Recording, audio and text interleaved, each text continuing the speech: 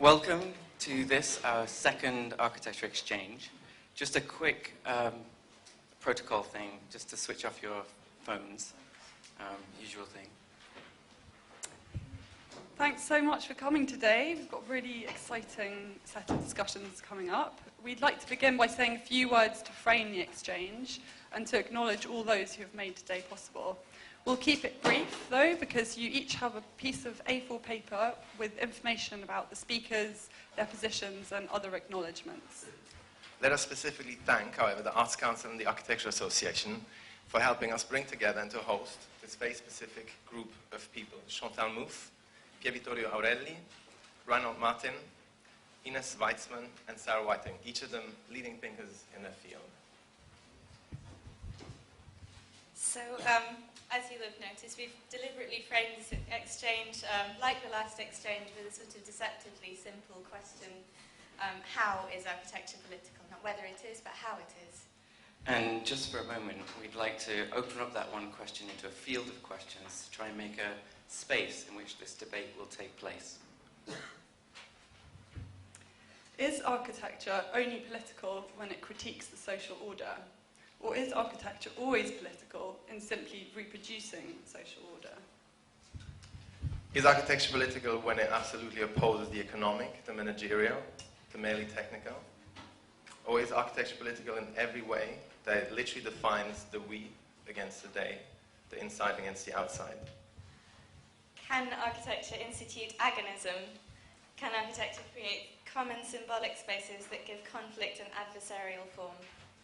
Does agonism require appearance in something like a public space? Or has politics become diffused through the non-appearing media and techniques of our daily life?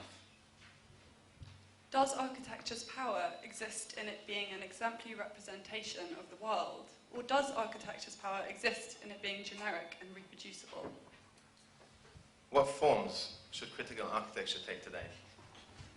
Can dissidents offer model for critical practices? Can critical architecture still operate by negation and refusal? Can critical practice be productive? Should architecture focus positively on producing new social forms, new ways of living, new desires, and new conceptions of freedom? And does a political hegemonic practice require disciplinary knowledge, or something like an ethics or a vision of the good? Is the city the primary vehicle of architecture's politics? Are such things as land ownership, property, infrastructure, rent, where conflict and struggles around architecture primarily take place? Or have new technologies and new media fundamentally transformed the nature of the social and architecture's relationship to the city and politics? Okay, so that was a sort of long list of questions that we sort of threw up, and hopefully that gets at least some terms and some words flowing.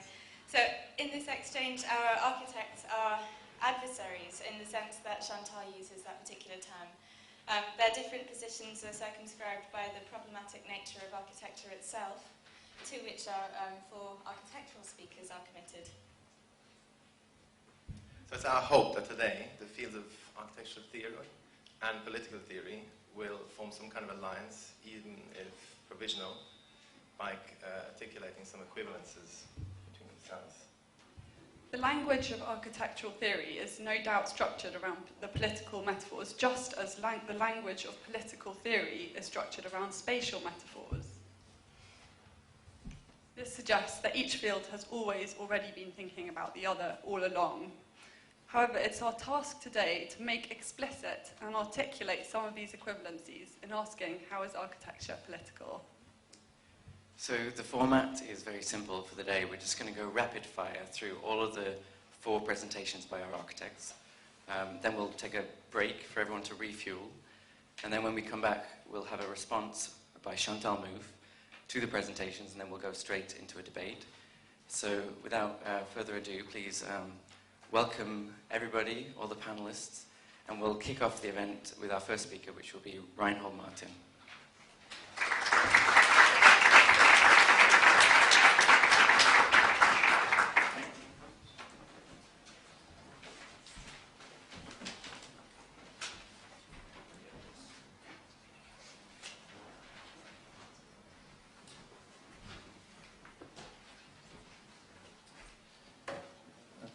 into which machine do I speak? All of them?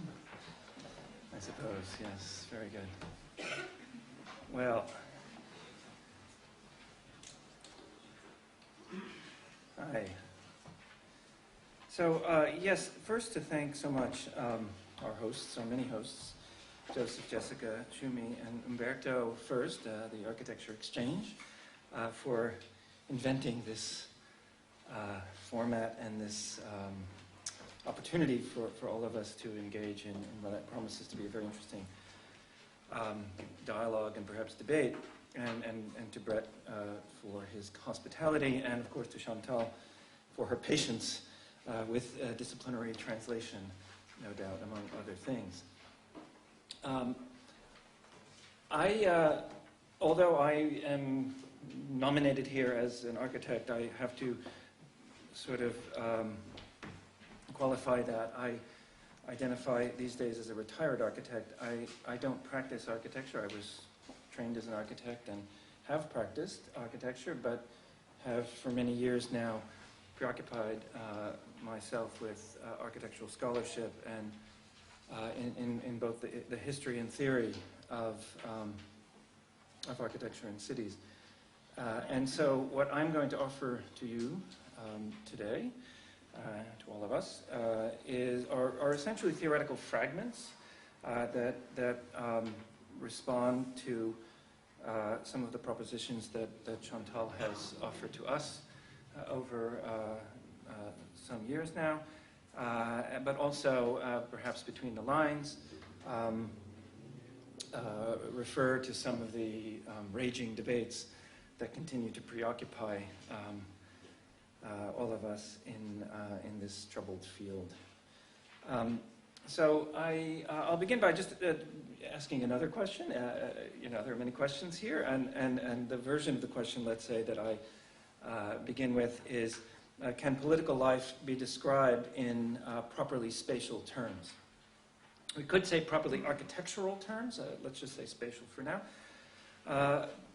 Anyway, the question has been asked many times, often enough with the classical polis as a principal referent.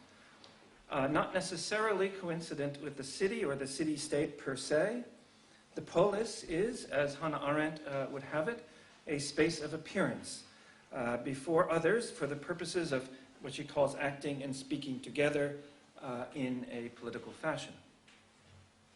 Although Arendt uses the term in a general sense, she locates its origins in Periclean Athens, an intensely architectural site, where citizens frequently gathered in the urban space of the agora or marketplace.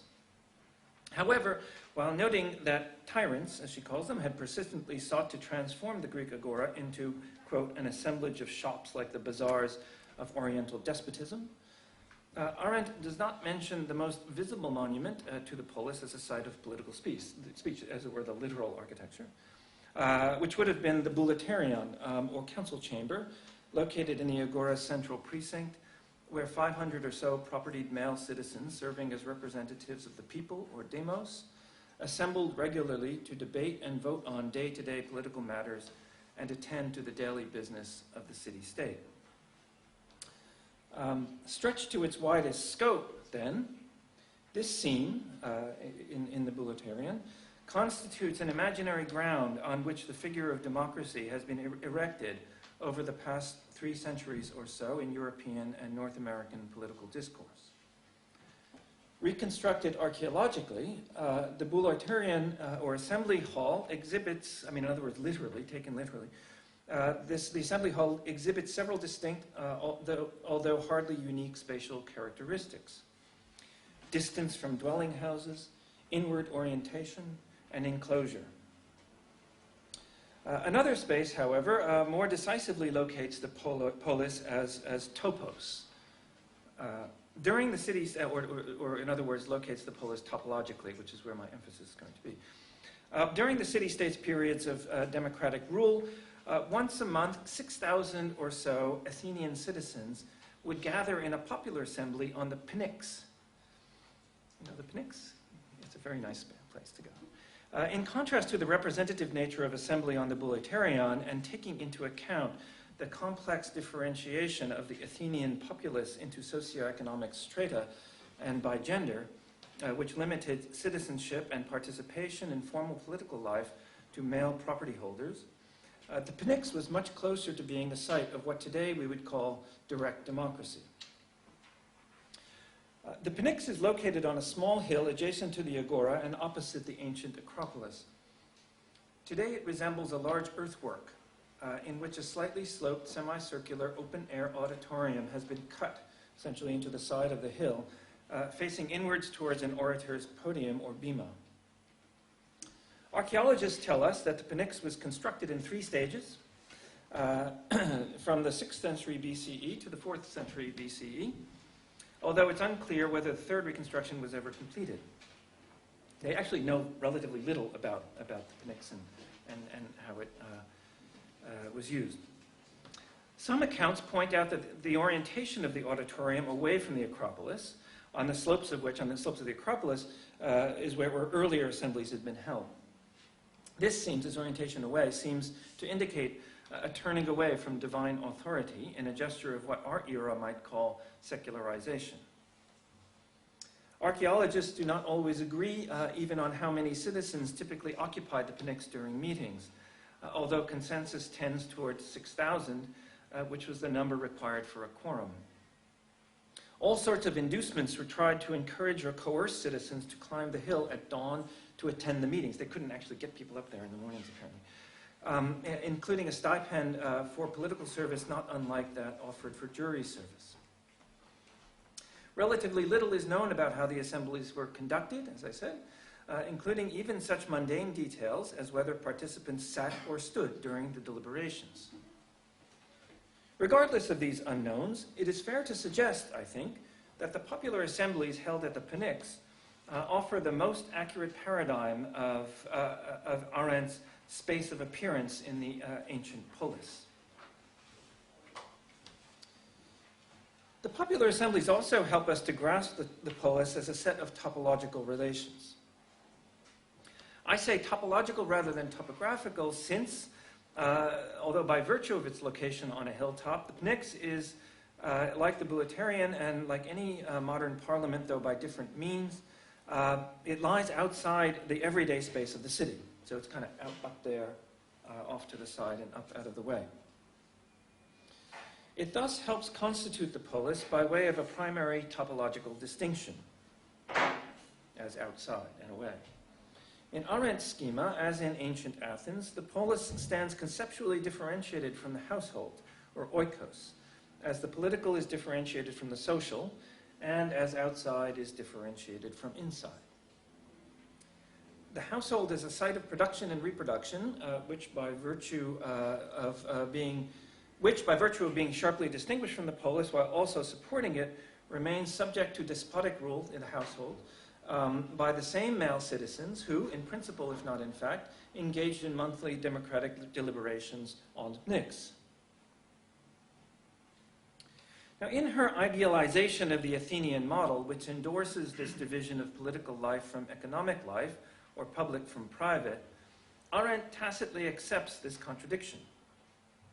She and many of her interpreters also generalize the underlying topology into an imaginary map or diagram by which any city might be partitioned, in which the public space of the polis is opposed to, but also dependent on, the private space of the household.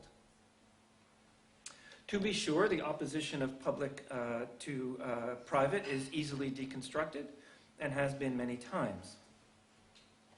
But I want to dwell on it here for a moment to explore its implications for a political topology adequate to the contemporary city.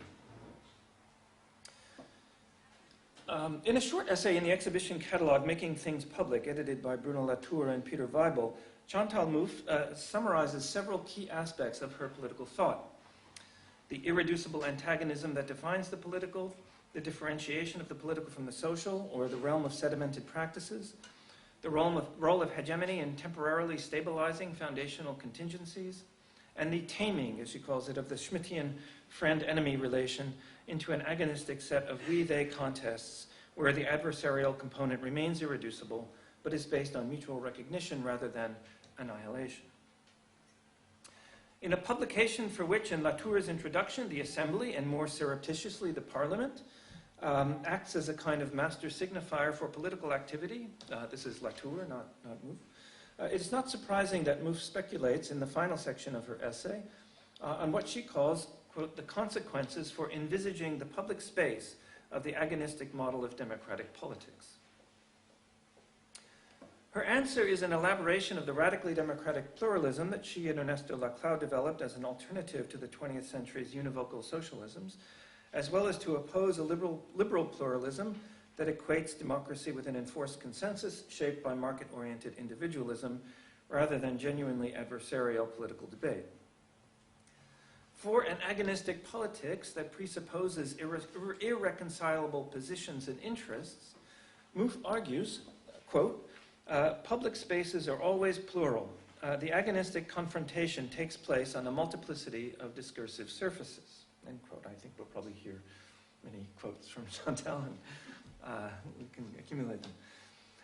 While acknowledging the evident affinities, she therefore distances herself from Arendt's own agonism, which, notwithstanding its emphasis on plurality and contestation, Mouffe calls an agonism without antagonism. Agonism without antagonism. It's a nice formulation, I think. The problem is, as I read it, that Arendt, like Jürgen Habermas a bit later on, considers consensus to be the defining feature of political life, albeit via persuasive argumentation rather than rational proof. Hence, Mouffe's concluding exhortation, quote, this is just in this short essay, which I really recommend to you as a very nice synopsis. Quote, what a democratic politics requires is the fostering of a multiplicity of public spaces of agonistic confrontation. A multiplicity of public spaces of agonistic confrontation. So I refer to this short essay because I think it succinctly connects the main theses of Mouffe's work from the collaboration with Laclau and Hegemony and Socialist Strategy onwards with a spatial imagination by locating the political in what she calls there a multiplicity of public spaces. In taking issue with Arendtian agonism, Mouffe does not explicitly reject the division of public and private on which it is based. On the contrary, she seems to accept Arendt's agonism in the human condition, that this distinction, which modernity has gradually obliterated, ontologically grounds the differentiation of the political from the social, however unstable and fugitive that differentiation may be. Now, I should qualify that she and Laclau certainly do suggest that, quote, the distinctions public-private, civil society, political society are only the result of a certain type of hegemonic articulation. And they define the social as a non-sutured space cross-cut with antagonistic fissures, and hence politically constituted. Still, it is difficult not to conclude that the space of appearance remains paradigmatic of political space, for which the Athenian Nix stands now as just one among a number of public arenas, large and small, in which the agon or struggle might be waged. Now, in some contrast to this notion of the political as lodged in the res publica, which, as Latour reminds us, could just as well be a public thing as a public space, a more classically Marxist critique of capitalist modernity would focus on specific sites of production, like the factory, as topoi of political organization and contestation. During the late 1960s, for example, the Italian workerists responded to the failure of organized labor and the Communist Party to decisively challenge industrial capitalism from the factory floor by emphasizing historical changes whereby the whole of society had effectively become a site of production. Alternatively formulated as the social factory by Mario Tronti, or the factory without walls by Antonio Negri, this diffusion became central to accounts of informal post-Fordist or post-industrial production, in which the older division between the workplace and home, or between work and leisure, had for all practical purposes been abolished.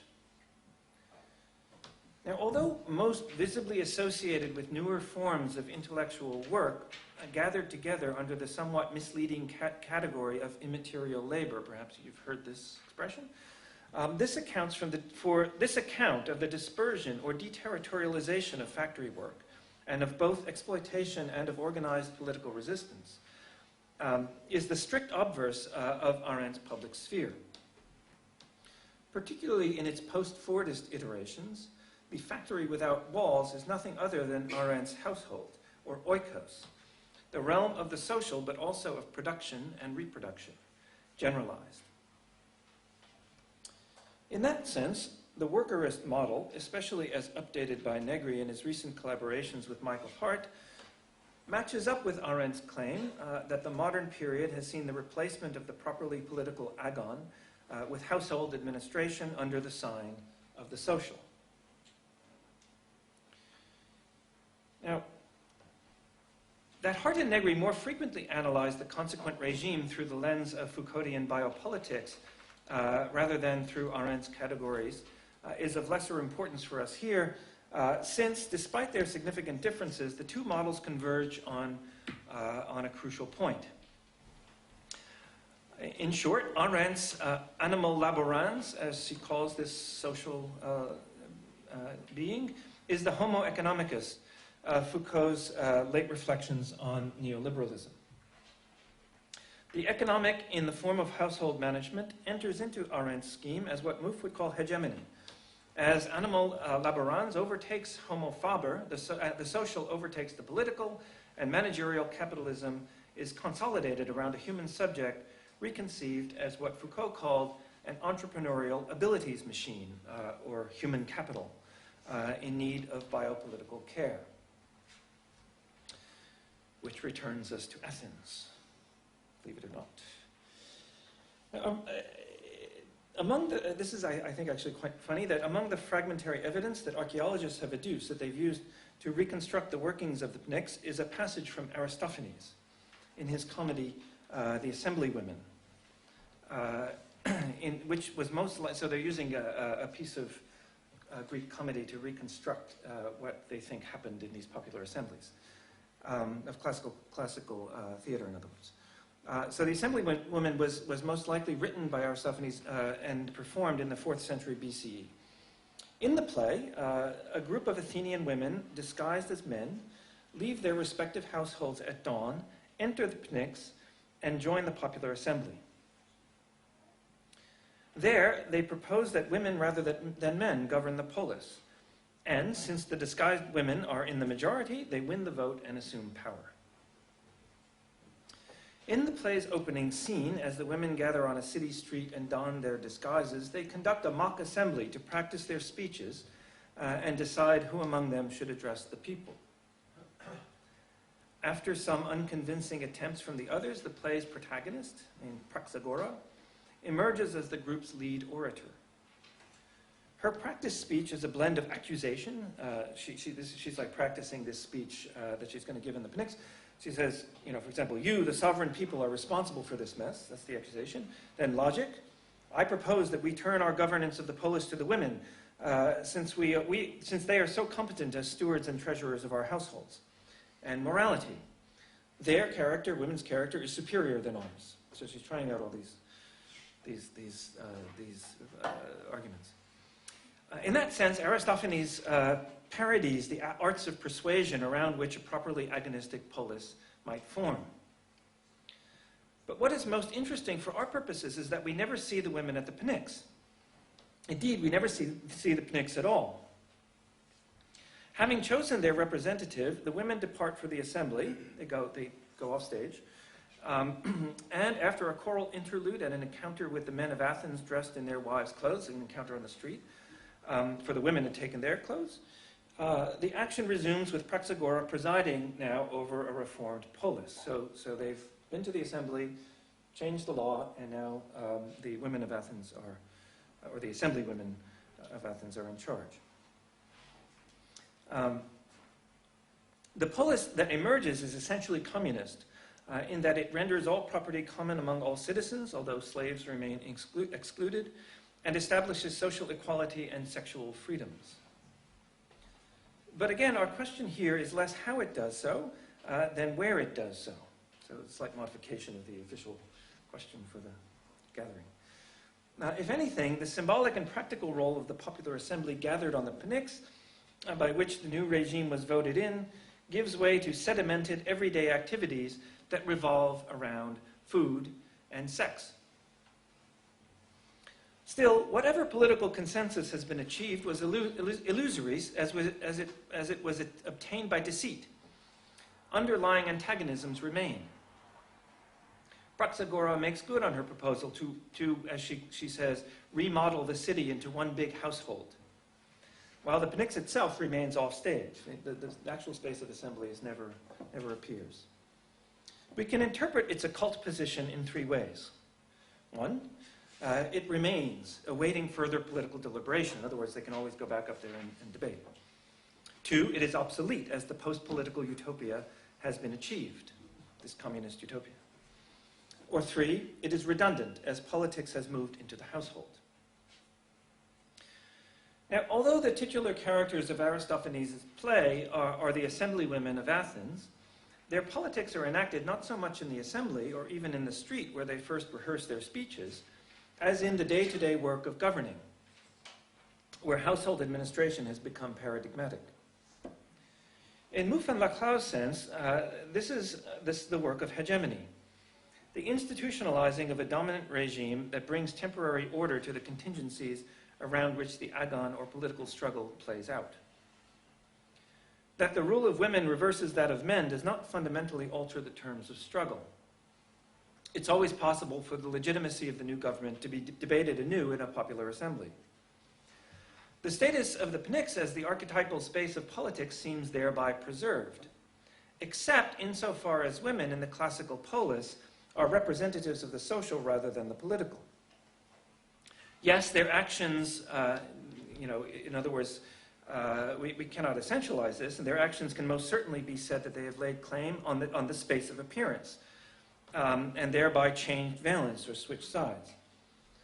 But those same actions could equally and quite undecidedly, I think, be said to have annulled that space, which was coded by male citizenry officially. That is where the constitutive asymmetry lies, in the precedence of public over private in the determination of the polis, and therefore of the political. Remember that one of Praxagora's arguments to the assembly was that women ought to govern because they are, quote, so competent as stewards and treasurers of our households. That the assemblywomen achieve their aims in Aristophanes' play does not simply mean that the historically male polis has been feminized. It means that the political order as such has been overturned. Already at the alleged point of origin, then, in classical Athens, the polis was capable at least, of being reconceived as a household, and oikos to be governed like a domestic space. That this domestic space writ large could take the place of the space of appearance rather than simply become that space, and still democratically refound the polis, is the anti-essentialist wager with which we, as moderns, must play. Incomplete and ambiguous though it may be, the possibility announced by Aristophanes is also an answer from within the classical tradition to Mouffe and Laclau's call to invent new contingent hegemonies capable of displacing the liberal capitalist one that currently presides over the playing fields of the political. Not because it puts women in charge, but because it designates housekeeping, as Arendt derisively called the managerial disposition, as the locus of the political, within which, rather than outside of which, the agon might occur, in a kind of internalization of the Pnyx, made possible by its initial constitution as radically outside. The Pnyx, then, as a paradoxical space of disappearance. The wager also being that the social, which according to Arendt has neutralized contestation among a plurality of voices, can inaugurate a political topology sensitive to Mouffe's exhortation that we take plurality as foundational rather than circumstantial.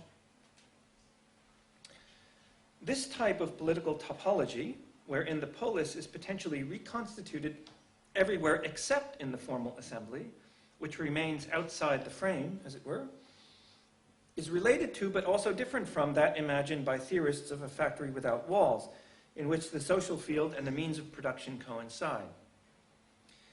It shares with these theorists an emphasis on the economic sphere, in which the social factory, which Negri would later designate simply as the metropolis, and the household are one and the same thing. But rather than conceiving the metropolis as a factory writ large, or reverting to the older Renaissance notion of the city as a large house, it takes seriously the reversal of the political order established by the new hegemony of the social. However much, then, we justly desire and agitate for a more robust public realm, such a thing, a reconstituted res publica, will remain condemned to repeat its past unless we attend to the more basic repetitions on which it is founded. These are the repetitions of the social, the small technical rituals by which we are governed. For that's another way of describing hegemony, as repetition. And if we would be wise not to ignore it, we would also be wise to consider any hegemony capable of replacing the current order to be one in which repetition is recognized not only as what underpins political institutions, like, for example, the once a month meetings on the Pnyx or any other sort of scheduled political activity, but also social practice, including the day-to-day activities of caring for oneself, for others, and for the collective household. So just a concluding note here, simply to observe that housing is, in fact, one such repetition. It's a commonplace among architects and urbanists that housing is a privileged site of political articulation within the city. It's almost a cliche. For about 100 years, the construction and maintenance of housing has been a key arena in which socialist or welfare states have attempted to mitigate the predatory effects of speculative capital. Housing has also been a site where these two historical agents, let's call them states and markets, have colluded to further the interests of capital, in the form of real estate development, for example. None of which, however, exhausts the real political makeup of what Friedrich Engels called the housing question. In Engels' original formulation, that question extends well beyond the proletarianization of workers newly migrated to the great modern metropolis, though this was clearly a motivating concern. It opens on to the inherently political character of the house itself. That in our own era of informal labor and immaterial production, factory and house seem to have merged, only argues further for a thought that is capable of considering the house, and with it, housing, as a space in which the agon repeats, daily. Then, and only then, will we have grasped the changing topology of the polis. Thanks.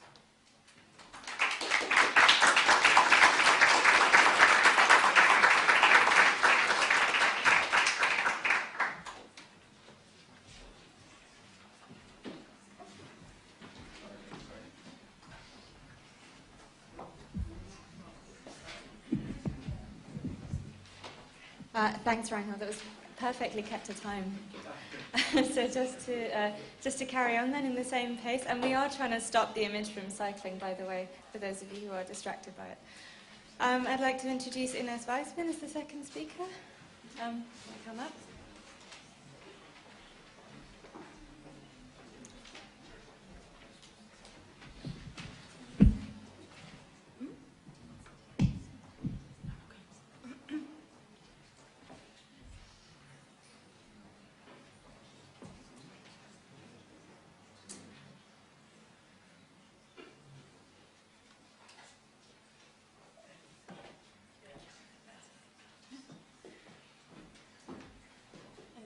Thank you very much. Also, thanks very much to the organizers to have me here. Politics, as Chantal Mouffe and Ernesto Leclau have taught us, is a practice of creation, reproduction, and transformation of social relations. And those social relations are articulated in a field crisscrossed with antagonism. Of course, the question of the political cannot be reduced to the institutions of politics, to state and party, but to agents and groups operating agonistically and independently. I was thinking about, or through these ideas, when seeking to capture the very ephemeral and creative and precarious and sometimes dangerous practices of dissidents in the Soviet bloc. How to think through Chantal Mouffe's theory from behind the Iron Curtain. How to think your theory through the figure of the architect dissident. Is it through that figure and her agonistic relation to the state that perhaps to any form of hegemony that I would like to make a few comments here. What fascinated me about the architect dissidents of the Soviet bloc were these social relations crisscrossed in a field with antagonism. So first of all, it was a problem to detect them.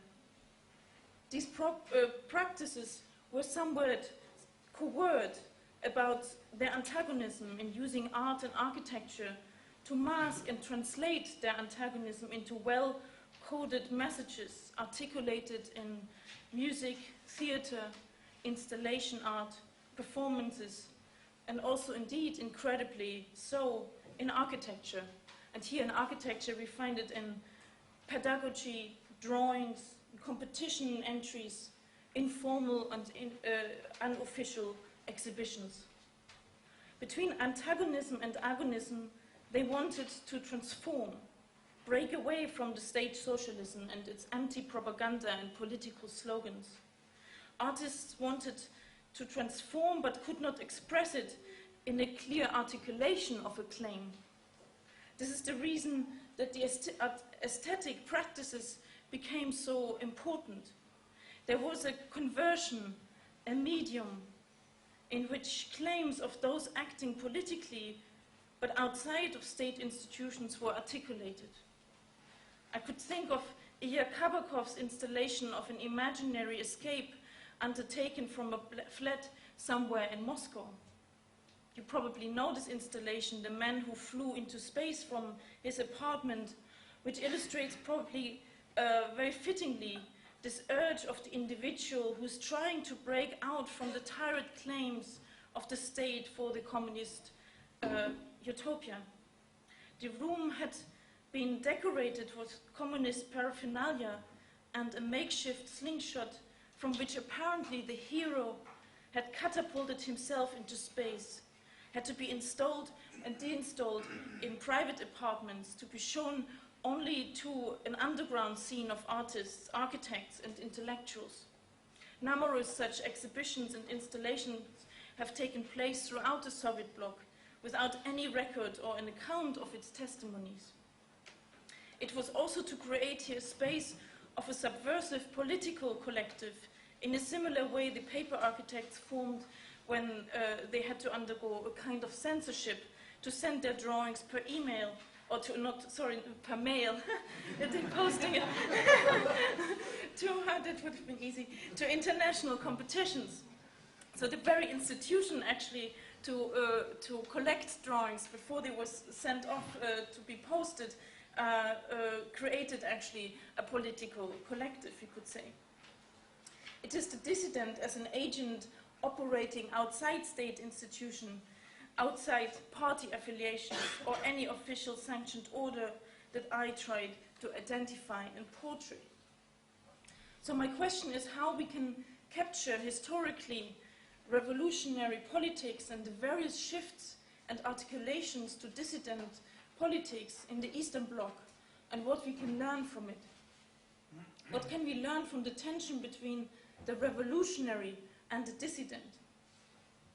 The dissident is a post-1968 figure, a fascinating phenomena for me, as we see here the agonistic agent that operates through a certain field of autonomy, because any form of affiliation or even party would be crushed.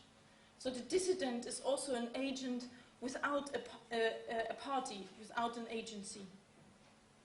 Strangely, also in the history of the dissident are the cases of the more outspoken and better articulated dissidents who finally in the new regime became political figures, and when they became advocates of a party, they also fell prey of it. Maybe to begin with the Helsinki Accords of 1975.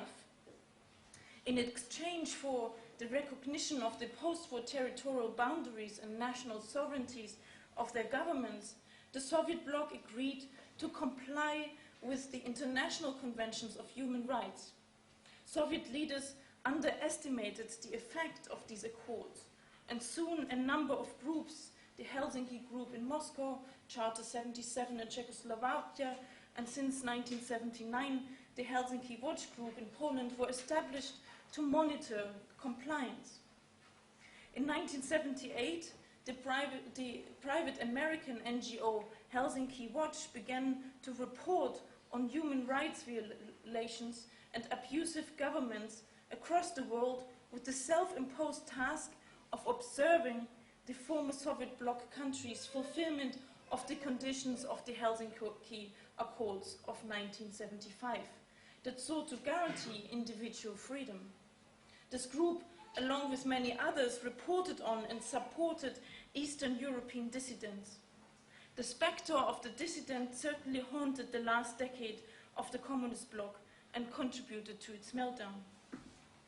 While Western human rights activists could use the media for naming and shaming, Soviet bloc dissidents had to work largely underground, with samizdat publications, declarations, exhibitions, performances, gatherings, open letters and communiques, always under the omnipresent risk of state persecution, intimidation, physical violence, imprisonment, forced exile, social discrimination, and even death. One could say that on the one side of the wall was the Western activist, while on the eastern side was the dissident. The former is the prominent model for modes of political engagements in the world. The latter, now seemingly is extinct, is a mode of retreat from it. This is also for me fascinating to see the globally working architect playing on these two sides, right? What kind of possibilities for critical practice are actually available. Formerly it was the East-West divide, but we still have these kind of zones of conflicts. But how to write the political history of dissidents? It is paradoxical, perhaps, that the dissident itself is the seismograph of transformation for what happens at the moment when the thing contested, such as the communist state, no longer exists. Our negative energy, power of critique in all technology, techniques and aesthetic strategies immediately transformed into productive, creative power? The main reason for the disappearance of dissidentism was obviously the collapse of the Soviet bloc states that gave it a target and meaning. But mostly the dissidents of Eastern Europe wanted to change the meaning of socialism or communism. They wanted free elections, more freedom to travel, and most importantly, freedom of expression, not a reversion to capitalism. So maybe just to give another example from the kind of case studies I was looking at, although there are many, I pick some of these. Here an example by Mikhail Filipov, watercolor painting, which is here almost one-to-one from 1988.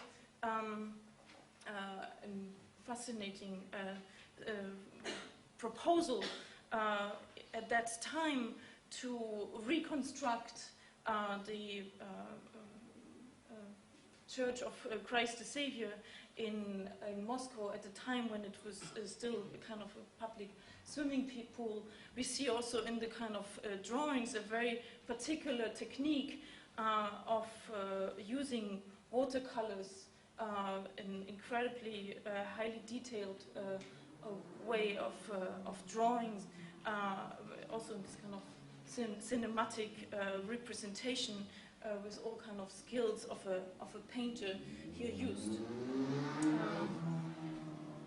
So that was the kind of the site of the Cathedral of Christ the Savior.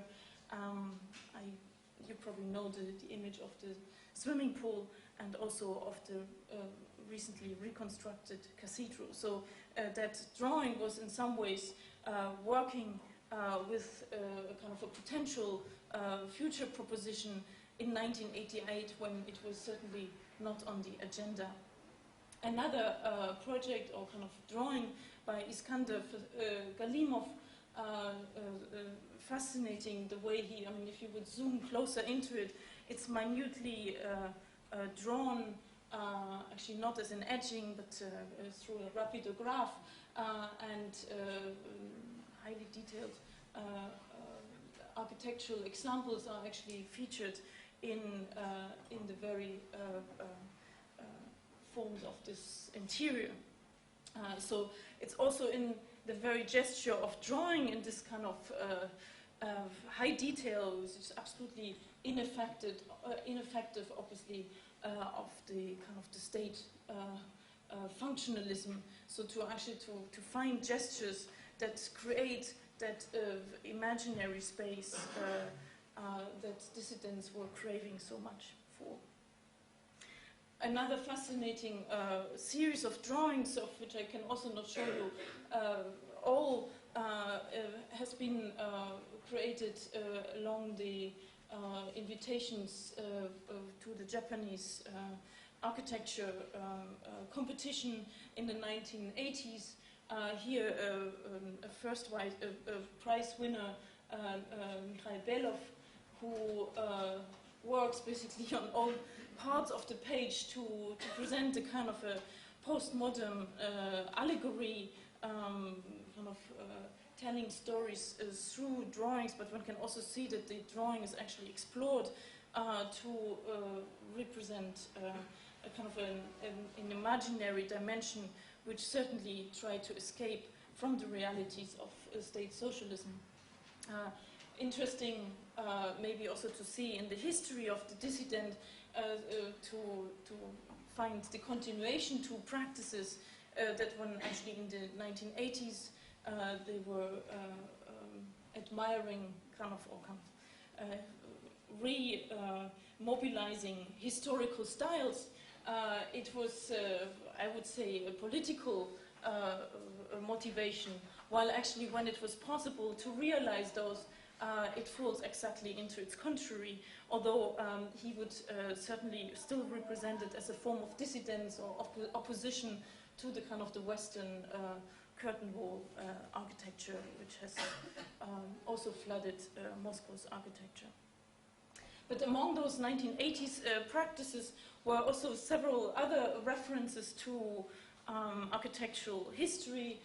We know, I mean, on the one hand, we had the kind of the reversion to the 18th century classicism, but also to the constructivism and the avant-garde movement. We had sort of also examples here by Jurij Avakumov's installations, which work very much with the models and drawings of Tatlin. Or another series, which is also probably known to you, by Alexander Brodsky and Ilya Utkin, who again used this invitation to the Japanese competitions as moments to react to present these archaic fantasies. At some point, we might think there's a kind of a trickery here when these drawings have actually been produced. If they don't look really like from the 1980s, they have something of an ancient appearance, and at the same time they address actually the destruction of Moscow at the time in the 1980s with complex drawings in which they criticize the demolition of the historical city of Moscow. while at the same time advertising a kind of or participating still with these communications to Japan, strangely enough, a kind of an absurd imaginary world.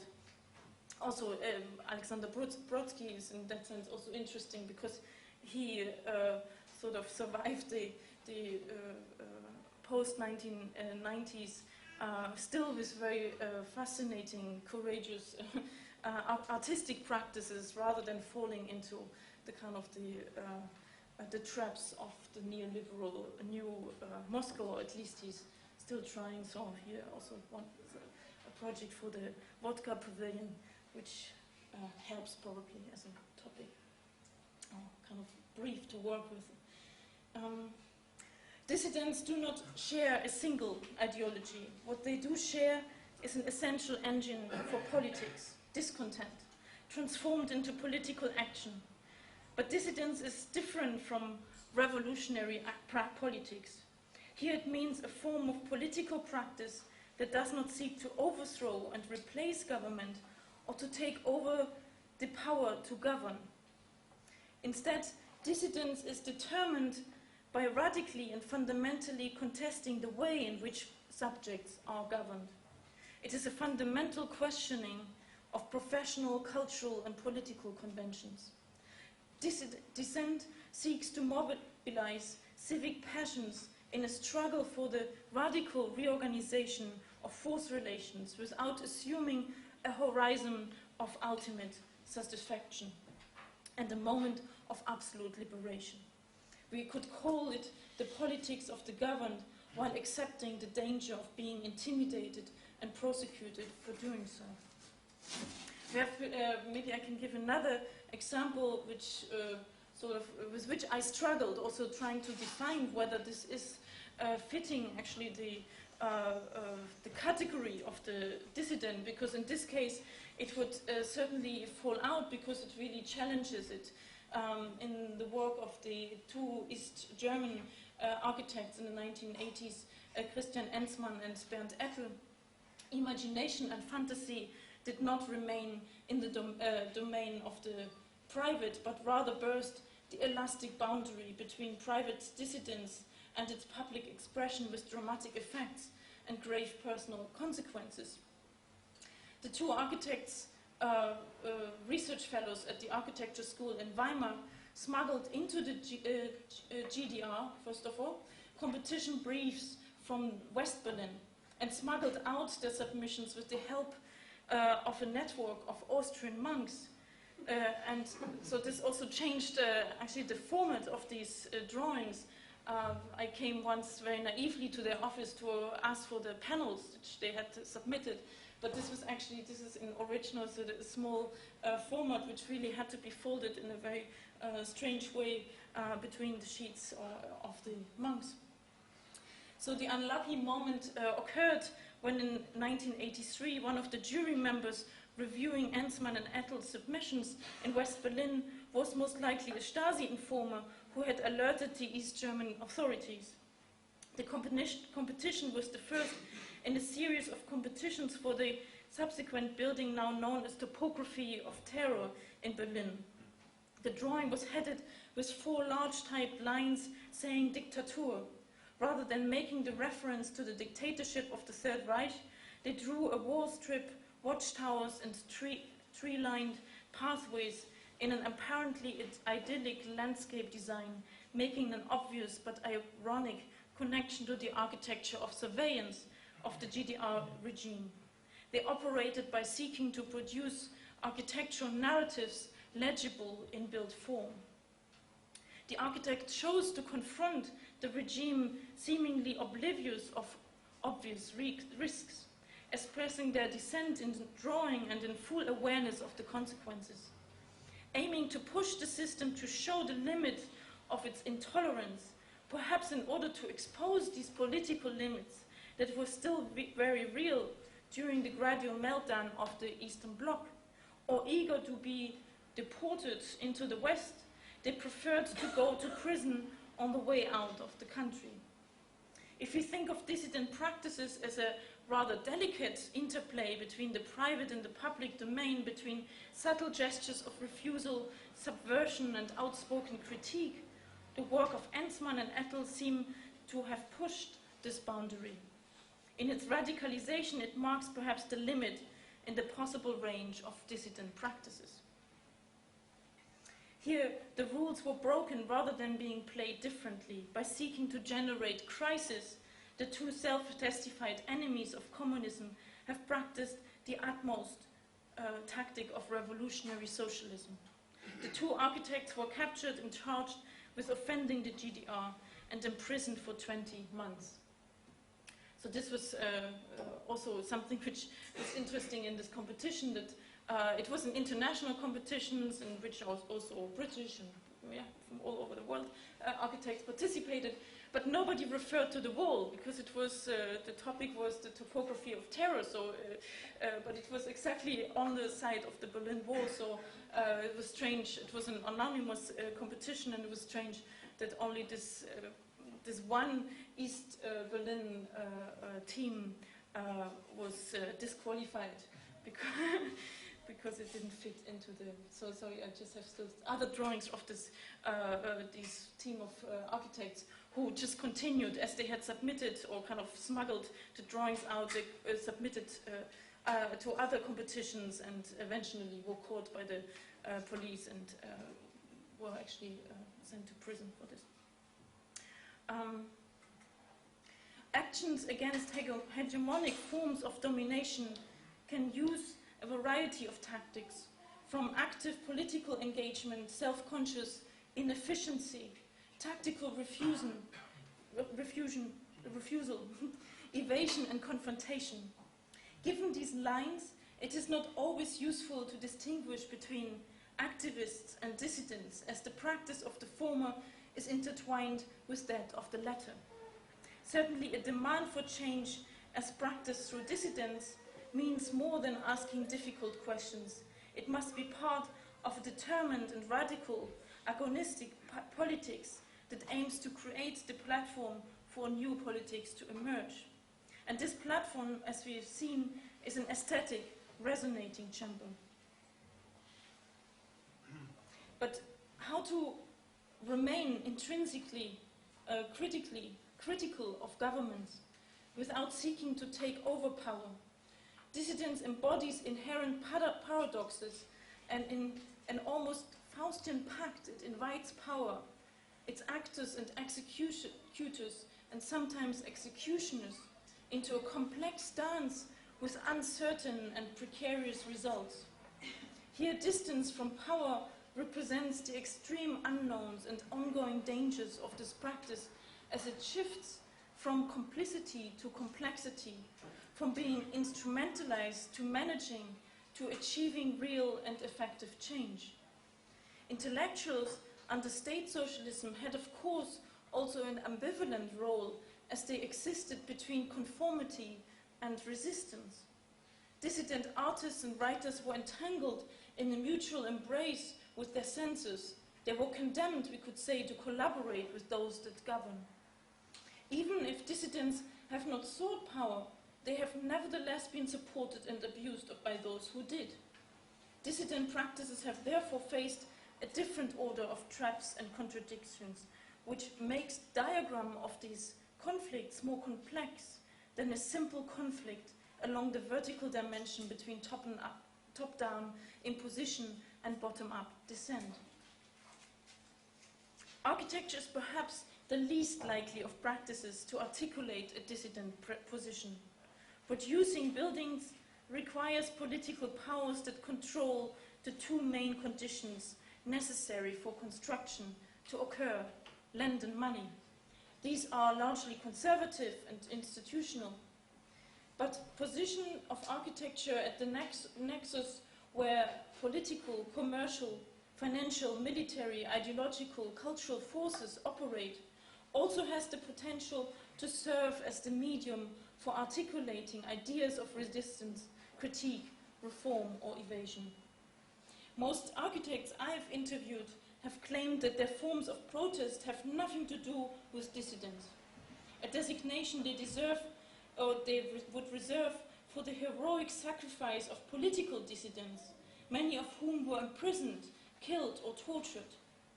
I agree to an extent, but argue there are dissident practices, dissident moves and dissident gestures that are camouflaged in architecture's technical language, in drawn and built form. I also would dare to say that as my research has progressed, also their understanding of the term dissidents shifted, and the architects interviewed began to feel more comfortable with the designation. The activities of dissident architects have not primarily been directed at the removal or even the reform of a regime, but rather at the expansion of a sphere of autonomous action. Gestures of refusal and disagreement to professional conventions and the creation of an autonomous field of creativity and freedom are essential when understanding what dissident agency could mean in the field of architecture. Thank you very much.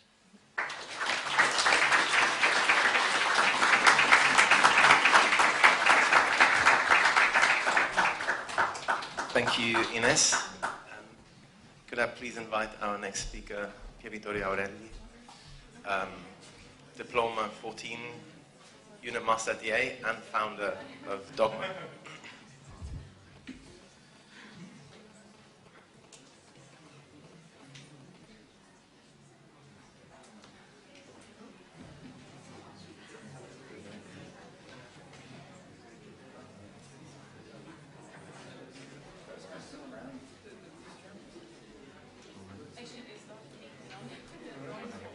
Okay. Well, first of all, good afternoon. Thanks for the invitation. I would like to start, the whole presentation, in fact, is built around the possibility to answer this question, which is the question of the symposium. Can architecture be political? I would like to answer this question in two antithetical ways, which I think are both, although it might sound like a contradiction or a contradictory answer, I think both ways are here necessary. My first answer to this question is that architecture cannot be political, and this has to do with the way architecture, not as an object, as a form, but architecture as a profession, as a liberal art, has been historically developed as a practice that largely depends on what I would call ideology of consensus, to the point that we can say that architecture has been institutionalized as a practice, not only as something that depends on consensus, but also something that is the embodiment of consensus. Architecture cannot be political also because the way architecture today, but I would say historically, has been organized, where unlike other arts, the division of labor has fragmented the way in which the architecture in fact is produced, but also how architecture cannot be political in the way architecture is presented and discussed very often in the public sphere, such as, for example, something that all of us have been witnessing the last week, the Guggenheim Museum competition, where in fact a competition with a massive response has been used to justify, to construct consensus around a very controversial building, which is basically the new Guggenheim building in Helsinki. So in a way, I think that precisely because historically architecture has been organized with this professional structure and with this goal and with this presentation in the public spheres, I think it's very hard for architecture to be political. My second answer is that, in a way, architecture is always political. And of course, we can argue this answer in two ways. One, which is very banal, and one maybe is a little bit more structural. The very banal answer, of course, that being the architect, basically an entrepreneur, and today actually an entrepreneur of himself, the architect has to always be political all the time to navigate the hostile territory of clients, of patronage, of commissions, and also of colleagues. Of course, the phenomenology of this profession is very political, and today we know how, especially within post-Fordist modes of production, the politicization of labor is a fundamental perversion, I would say, of the political, so that we have to be political all the time, and that's actually why we think that the idea of grand politics is an unbearable farce. At the same time, architecture is always political in its, I would argue, in its most tiny details, in its even most modest job, because any architectural element, architectural form, always imply a subject. And of course, in a way, any architectural element, from the most even banal one, always implied a mode of life, a mode of being in space. And in that sense, even the most apolitical element of architecture is always political. So architectural form always address a spatial condition, and any spatial condition always imply an idea of the political. Carl Schmitt actually famously said that any idea of space imply an idea of the political, and any idea of the political always imply an idea of space. So in that sense, architecture, by patterning, framing space, even one doesn't want to be political, always address inevitably an idea of political space. So here we have a paradox. Architecture is both a depoliticizing profession. At the same time, architecture itself is always political. So to solve this contradiction, or perhaps to attempt to solve this contradiction, I would argue that while architectural form is always political, architecture as discipline and as profession has always tended to be apolitical. So in a way, I would almost argue that architecture as a discipline has been almost institutionalized, invented to depoliticize architecture as one of the most fundamental embodiments of the political within the city. So architecture is an ideology of consensus. Architecture as profession, as discipline, as theory. I mean, until actually the recent enter of critical theory within architecture, any architectural theory from Vitruvius to Le Corbusier has been really an attempt to formalize architecture as an ideology of consensus. This is actually very evident in perhaps not the first theory of architecture, but the oldest theory we know about architecture, which is Vitruvius' 10 books, which, as you might know, actually is considered a classic of architecture, but it's a book that addressed primarily the city and its spatial organization. And actually, in the book, architecture occupies a very limited amount of the book. And of course, Vitruvius is definitely the first to present architecture as a spatial knowledge, almost as an encyclopedic description of how the city and the spatial environment should be organized. Vitruvius really insists on the idea of organization, in the idea of organization as the only way to make architecture, the city itself, a body, a coherent body, a word that he obsessively repeats in the book. So architecture is really presented as the most powerful embodiment of this idea of consensus. But it's very interesting to understand when Vitruvius conceptualized such idea of architecture. We know that Vitruvius dedicates his 10 books to the Emperor Augustus at the end of a very tormented civil war that in fact marked the passage within ancient Rome from the Republic to the Empire.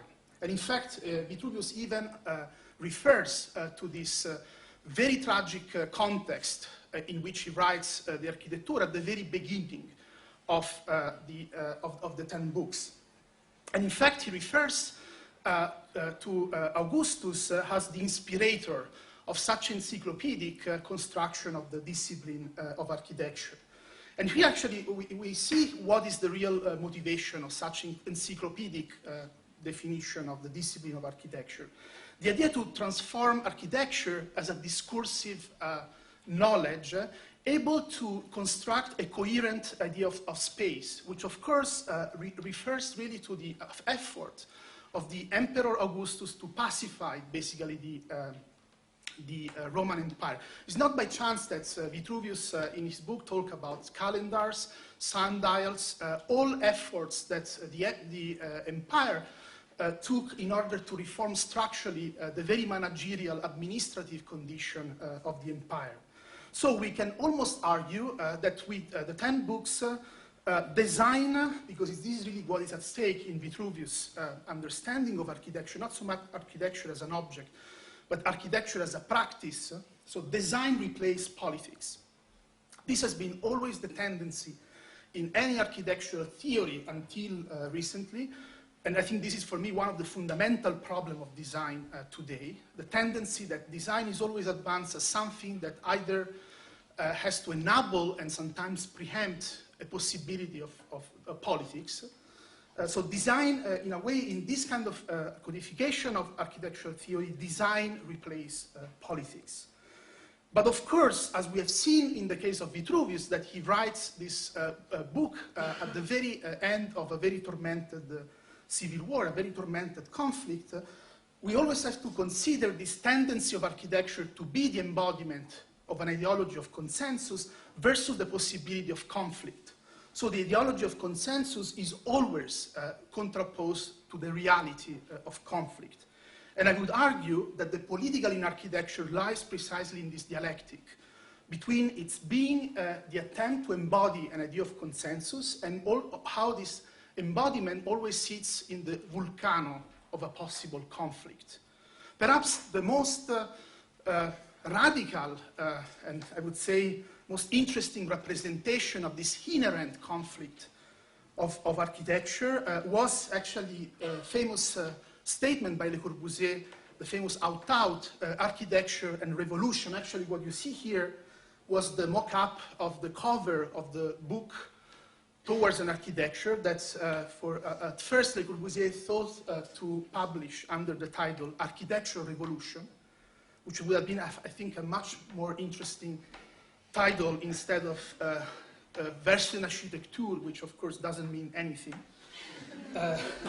And so, in a way, here actually the conflict that is already implicit in Nuce, in Vitruvius' theory of architecture, it's really fully exposed.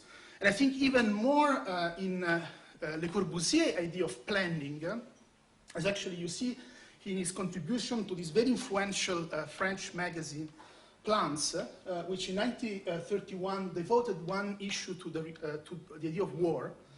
And actually, as you can see, Le Corbusier's contribution is titled with the rhetorical question, war, better to build.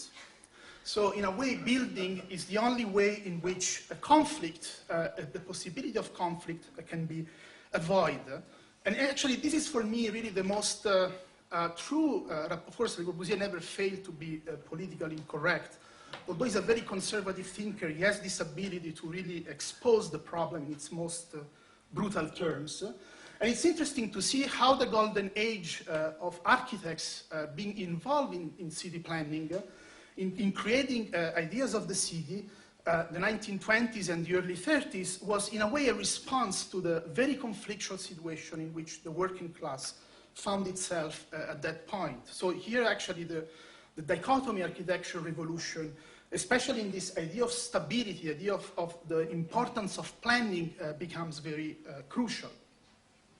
So in a way, of course, this is, Le Corbusier is the architect that really exposed this tension between architecture and politics in the most sharpest terms. This is actually not, of course, we know the case of how architecture and urban design has been practiced in the last, let's say, 500 years since the advent of modernity, which can be described, at least from the point of view of urban planning, urban design, and architecture, as a process in which politics becomes the police. Actually, it's interesting that both the word politics and police, which, as you know, is an institution that controls the city, do not confront but control the city, share the same etymology, which of course is their object, the city, it's the organization of the city.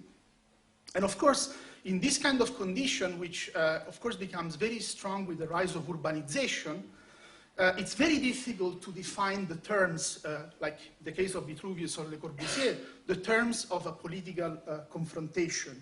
For example, with the advent of the theory of urbanization from Nicolas Delamere, Traité de la Police, which actually was inspired by architectural theories, but of course where the object of study was no longer the theory of architecture and the theory of the city, but the possibility of controlling and managing something that never arrived to its final form, to actually Defonso Cerdà, general theory of urbanization, which is actually posed as a way to rethink the city beyond the idea of the city, and to really think the city as a kind of never-ending process of production and distribution.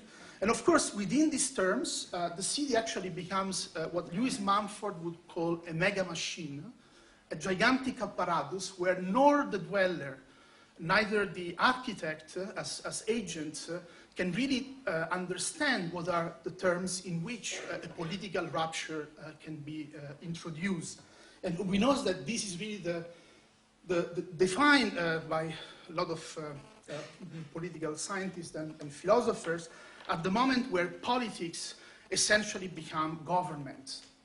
And of course, within government, it's difficult to understand how to find the cracks within which a new hegemonic discourse can be established. However, I also believe that this, let's say, idea of politics and government has been often presented also by critical theorists as a kind of end of history of politics, where actually politics is no longer possible. And actually, it's interesting to see how in the history of city making and architecture, there are examples that have been able to disrupt this condition of government, where in fact consensus is distributed in this kind of very multifarious field of apparatuses and machine. There is actually one particular example which I believe is paradigmatic of a kind of counter-project towards the idea of urbanization and politics as government, which is the famous Red Vienna program of social housing that was realized in the city of Vienna between the late 19th to the early 1930s, where actually something like 60,000 social housing were built within the city in order to make visible the confrontation between the working class and its class adversary, the bourgeoisie. Actually, it's interesting, the Social Democrats took power in Vienna, the capital of Austria, but they did not have the majority at the level of the parliament, at the scale of the state, so they couldn't actually rewrite the rules through which to confront their class adversary, and therefore housing became the only instrument through which they could basically construct some sort of form of political antagonism within the city. What is interesting is that they somehow made this project a tax-based, let's say, housing program.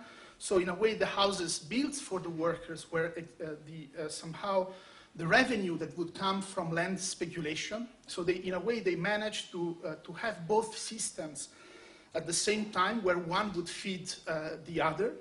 And this was immediately visible also in the way these houses were, these housing units, which actually were very monumental, were positioned within the city.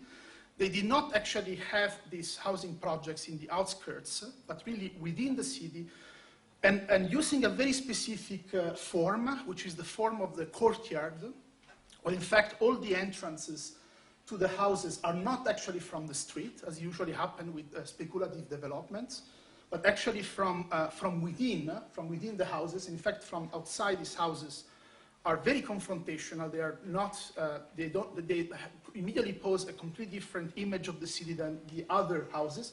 Nevertheless, for the Social Democrats, was very important this coexistence of the two housing conditions. So the struggle, the conflict, the temporality, the contingency of the conflict for them was a very key element to establish their hegemony within the city. And of course, although it was a project of housing, so something that traditionally, even within Marxist theory, was not seen as a political battleground to claim power of the city, over the city, the spaces of these domestic, let's say, buildings were monumentalized in order to make this the presence of the politicization of housing not just as a kind of a solution of a problem, which of course was the shortage of housing within the city, but also the possibility to claim an idea of representation, of class representation within the city, but always in dialogue, conflict with the rest of the city. I think this is a very important element. The Red Vienna project was not trying to replace, as it would happen with Soviet planning, replace actually the existing bourgeois city. The interest here is to create this kind of tension, this kind of contrast. And I believe that this sort of, an example like this shows how architecture is not always the embodiment of pure governmental politics. Even from the scale of institutions and government, it can be a disruptive project that creates a sort of agonistic condition that Chantal Mouffe argued in her idea, let's say, of the political. And of course, there are many other examples, even perhaps more subtle than this one, where in fact, from the point of view of institutions, not only from the point of view of dissidents or, let's say, minority forces, there is an attempt to construct this kind of hegemonic project. So now I would like to go back to the question that I put, let's say, at the beginning, to which I would like to give a final, hopefully not contradictory answer. Can architecture be political? I think that we can today answer to this question by advancing two projects. The first one would be a thorough, meticulous, analytical rereading of architecture as a political project, where even the tiniest detail, even the most modest architectural element has always been invented focusing on a very specific subject and a very specific form of life. I have to say that I found very interesting the brief that Rem Koolhaas put forward in this year Venice Biennale, Architectural Elements, where his intention was to deconstruct architecture element by element and trying to make a history of these, let's say, very banal architectural elements that have been largely used in the construction of the city. However, if I would criticize that brief, is that it totally missed the idea of the subject. The fact that these elements have been always, they don't have an autonomous history. Their history has been always in relationship with the formation of specific subject and specific forms of life. So I think that this sort of literacy about architecture itself, for me, is not a way to claim, of course, the disciplinary boundary of architecture. On the contrary, it's a way to really see how architecture, in its deepest essence of an artifact, has been always a very powerful articulation of political interest, especially when architecture claimed to not be political. But there is also another way in which we can, again, repoliticize architecture. This is actually an image of the so-called May Brigade, Ernst May and his collaborators, who actually represented the idea of the modern architect in the 1920s, betraying his own class, the bourgeoisie, and allying himself to the progressive forces of the working class. What is interesting that today, actually, the architect himself has become basically a proletarian, or better, a cognitarian, who actually, whose precarious conditions do not allow him or her to, in fact, be able to reconstruct the political conditions within which architecture is produced. But again, I really found this not as the end of history of how architecture can be politicized, but really the ground, the organization of the production of architecture as really the ground where perhaps a kind of political project, a project of political hegemony can be reconstructed. However, for me, this condition through which architecture is produced are very important to take in account. And they really imply to see the architect not just as a, let's say, individual genius, or as today is very fashionable to say, as public intellectual. I think a key to reconstruct this politicization of architecture and of the subject of the architect is to really see the architect as producer that is able, of course, by being conscious of his or her condition, to modify structurally the condition through which architecture itself is actually today produced. Thank you very much.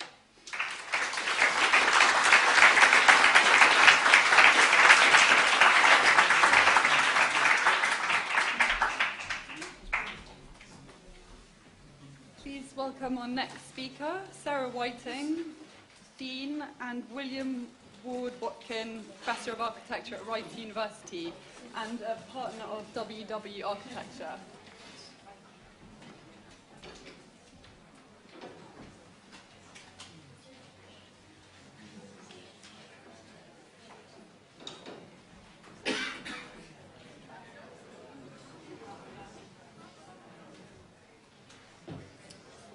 So it's a little hard to come after Aristophanes, Soviet dissidents, and Vitruvius with this, but let me try.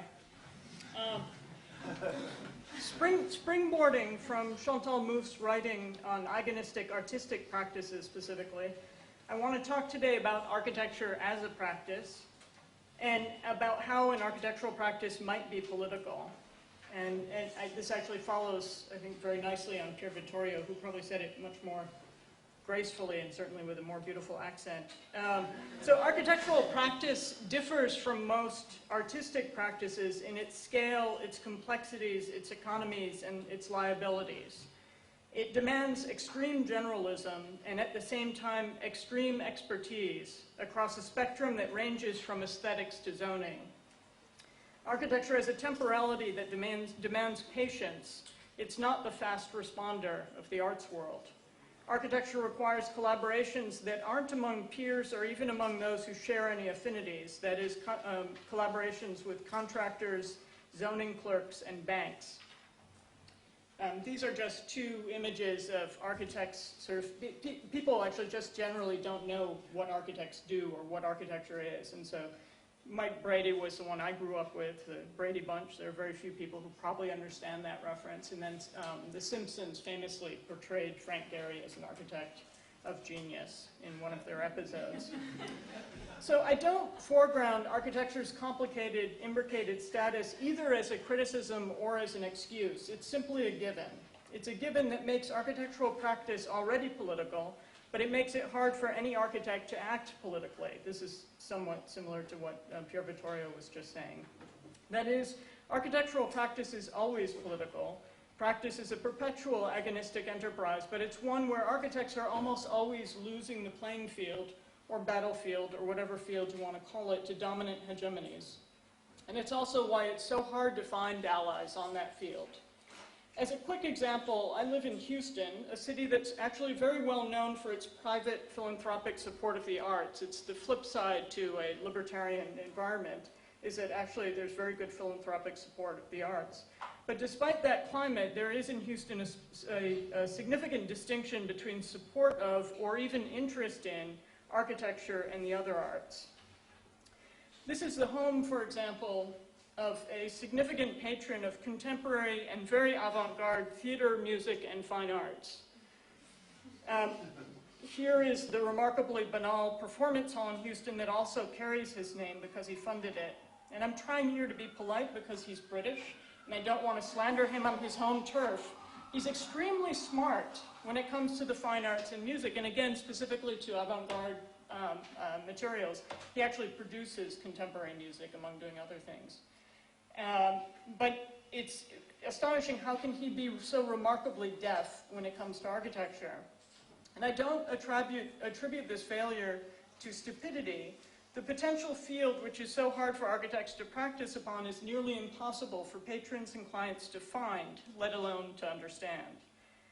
And that's why architects respond by retreating to paper architecture, here writing architecture, but also drawing, or to practice as artistic installations, two strategies that remove some of the agonistic players from this complicated practice. Or it's why other architects respond with technical expertise, digital or material, that enables them to dominate some exchanges, albeit by entering into a model of capital. So this is Gehry Technologies, which actually has developed an entire integrated project delivery software package that's now been bought out by the corporation Trimble. Finally, and importantly, given that we're in a school of architecture here, and particularly importantly to me since I'm the dean of one, it's also why practice, understood as building, is usually such an absent topic from architectural education. Practice, understood as building, is such, sorry, I'm repeating myself. Practice within a school of architecture can be idealized because the agonistic players can be very controlled. And I defend this idealized model because if the practice field really were inserted within the school, as many professionals advocate it should be, we'd have nothing to discuss here today in the AA. But this political model, whose politics are disguised by the mantle of professionalism, is at the heart of what we need to be discussing within schools today.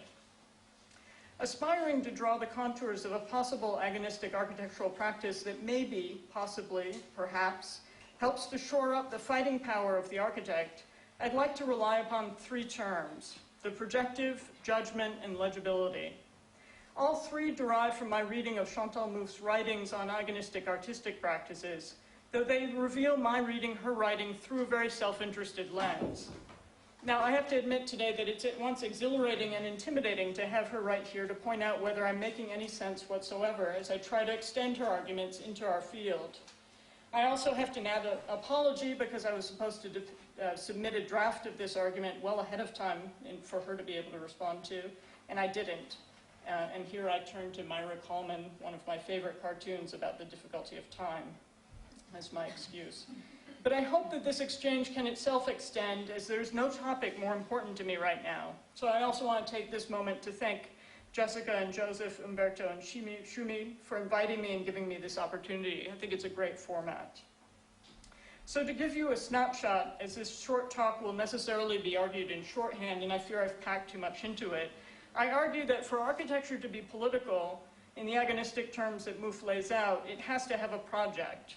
A project, as opposed to a building, necessarily includes a critique, which itself requires a form of judgment. Judgment renders a project viable, but for a project to have an impact, it also has to be rendered visible, thereby engaging questions and strategies of legibility.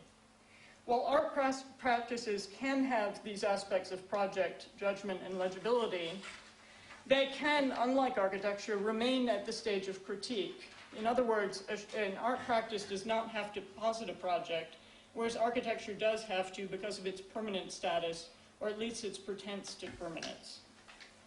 To explain why I focus on these three terms to articulate an architectural agonism, let me now detour briefly to lay out some context constructed from Mouffe's writings on art practices.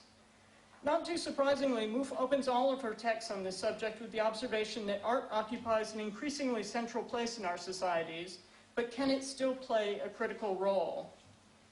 As Luc Boltanski and Yves Schiapello, and I'm indebted to Chantal Mouffe's references for my reaching their writing, as they point out in The New Spirit of Capitalism, aesthetic strategies that once defined the counterculture are now used today to promote the conditions required by the current mode of capitalist regulation.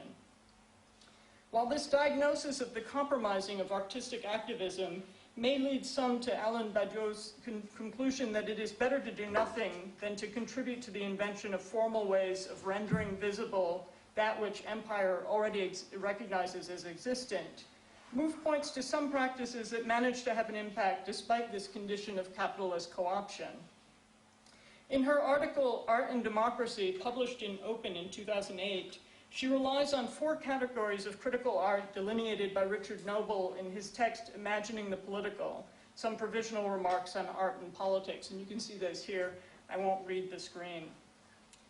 These 4 categories are useful even if today they feel pretty predictable. Noble wrote his provisional remarks already a decade ago. The practitioners he referenced included such familiar names as Hans Hacke, Widischko, Hirschhorn, and Kruger, among others.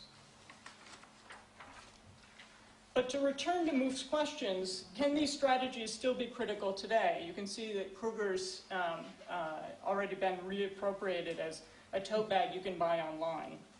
One of the great pleasures of preparing for today's event has been reading across Mouffe's prolific output. It's offered a clear illustration of how she advances certain topics, moving them slowly through elaboration, tweaking, and expansion. Agonistics, Mouffe's book of 2013, which has a chapter on agonistic politics and artistic practices, offers more examples of art practices, this time without referencing Noble's 4 initial categories.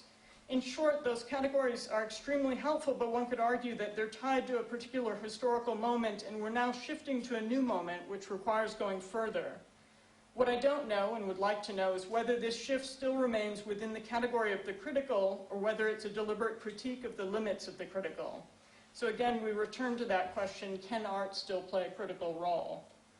And I hope it's the latter. Rather than staying within the mode of critique, Mouffe is pushing for work that is projective in nature. The projective, as Bob Somel and I argued over a decade ago, takes the critical one step beyond critique by offering a model that doesn't just react, but acts. Architecture, I would argue, has to go beyond critique, for it constructs possible worlds. Boltanski and Schiapello extend this notion of the projective to the current state of capitalism itself, and let me clarify that I'm not implying that they extend Somel and my conception of the projective, but rather the general concept. Their use of the term derives from management literature. So Boltanski and Schiapello claim that the world today has entered a decidedly networked state in terms of digital networks, but also in terms of a general erosion of boundaries. They note that networks are activated and briefly defined by projects, and therefore the contemporary state of capitalism, they say, can be seen as a projective one. That is, as a series of projects that create a succession of fixed connections. So these moments within this networked world, that for them the projects are moments which bring together a sort of nexus within any of these networks that's momentary, has an effect, and then moves on.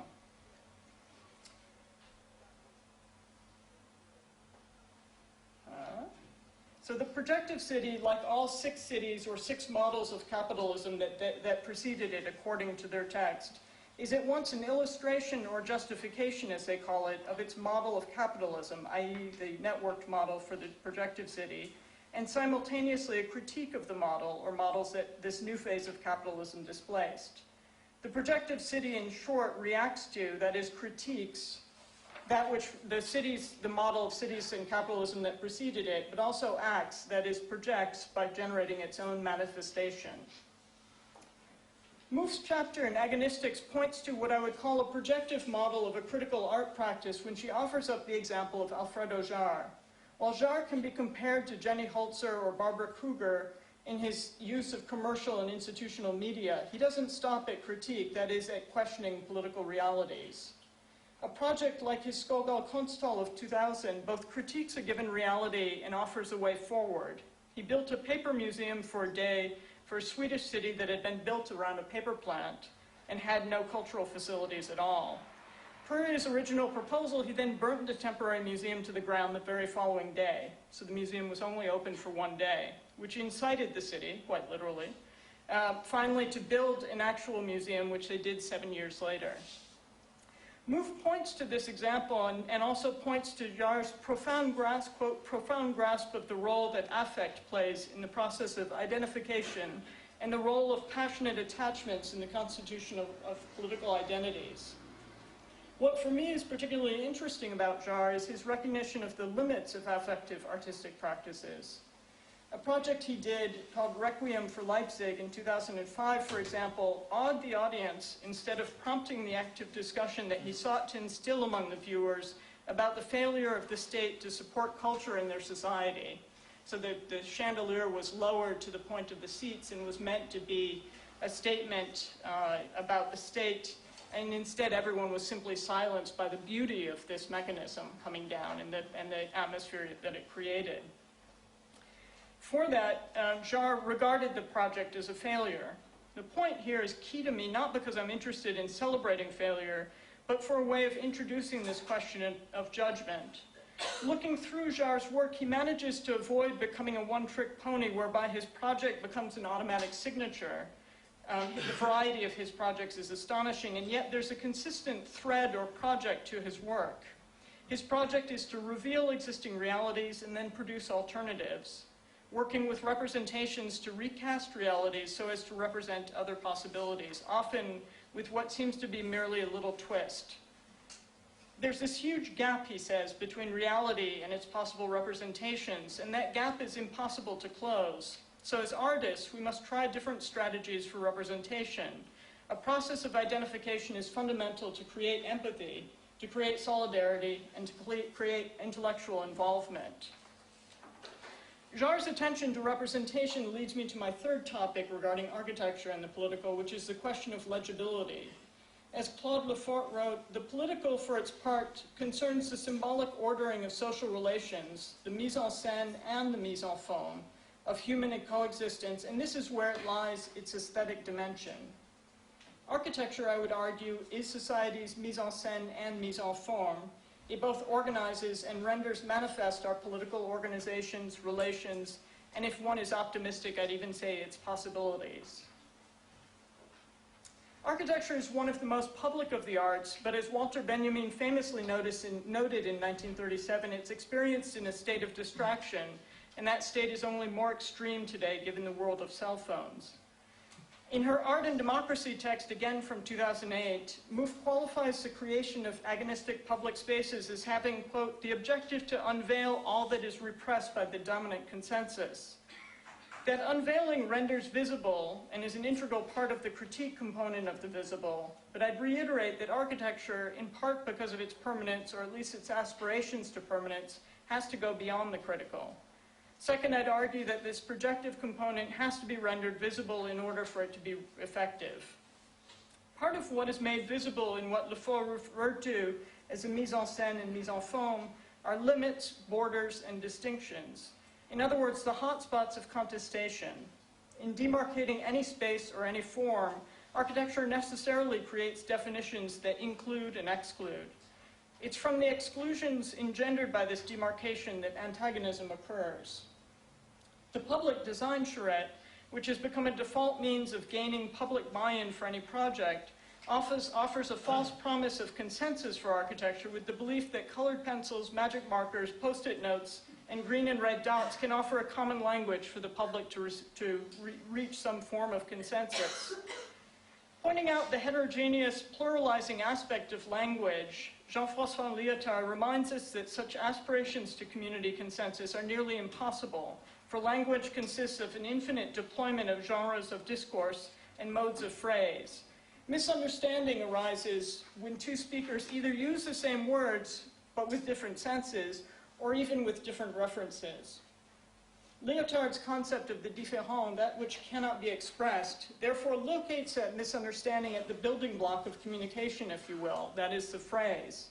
To explore the différent, Lyotard posits the phrase as an empty operative concept, one from which all categories derive, but which itself is not determined by these categories.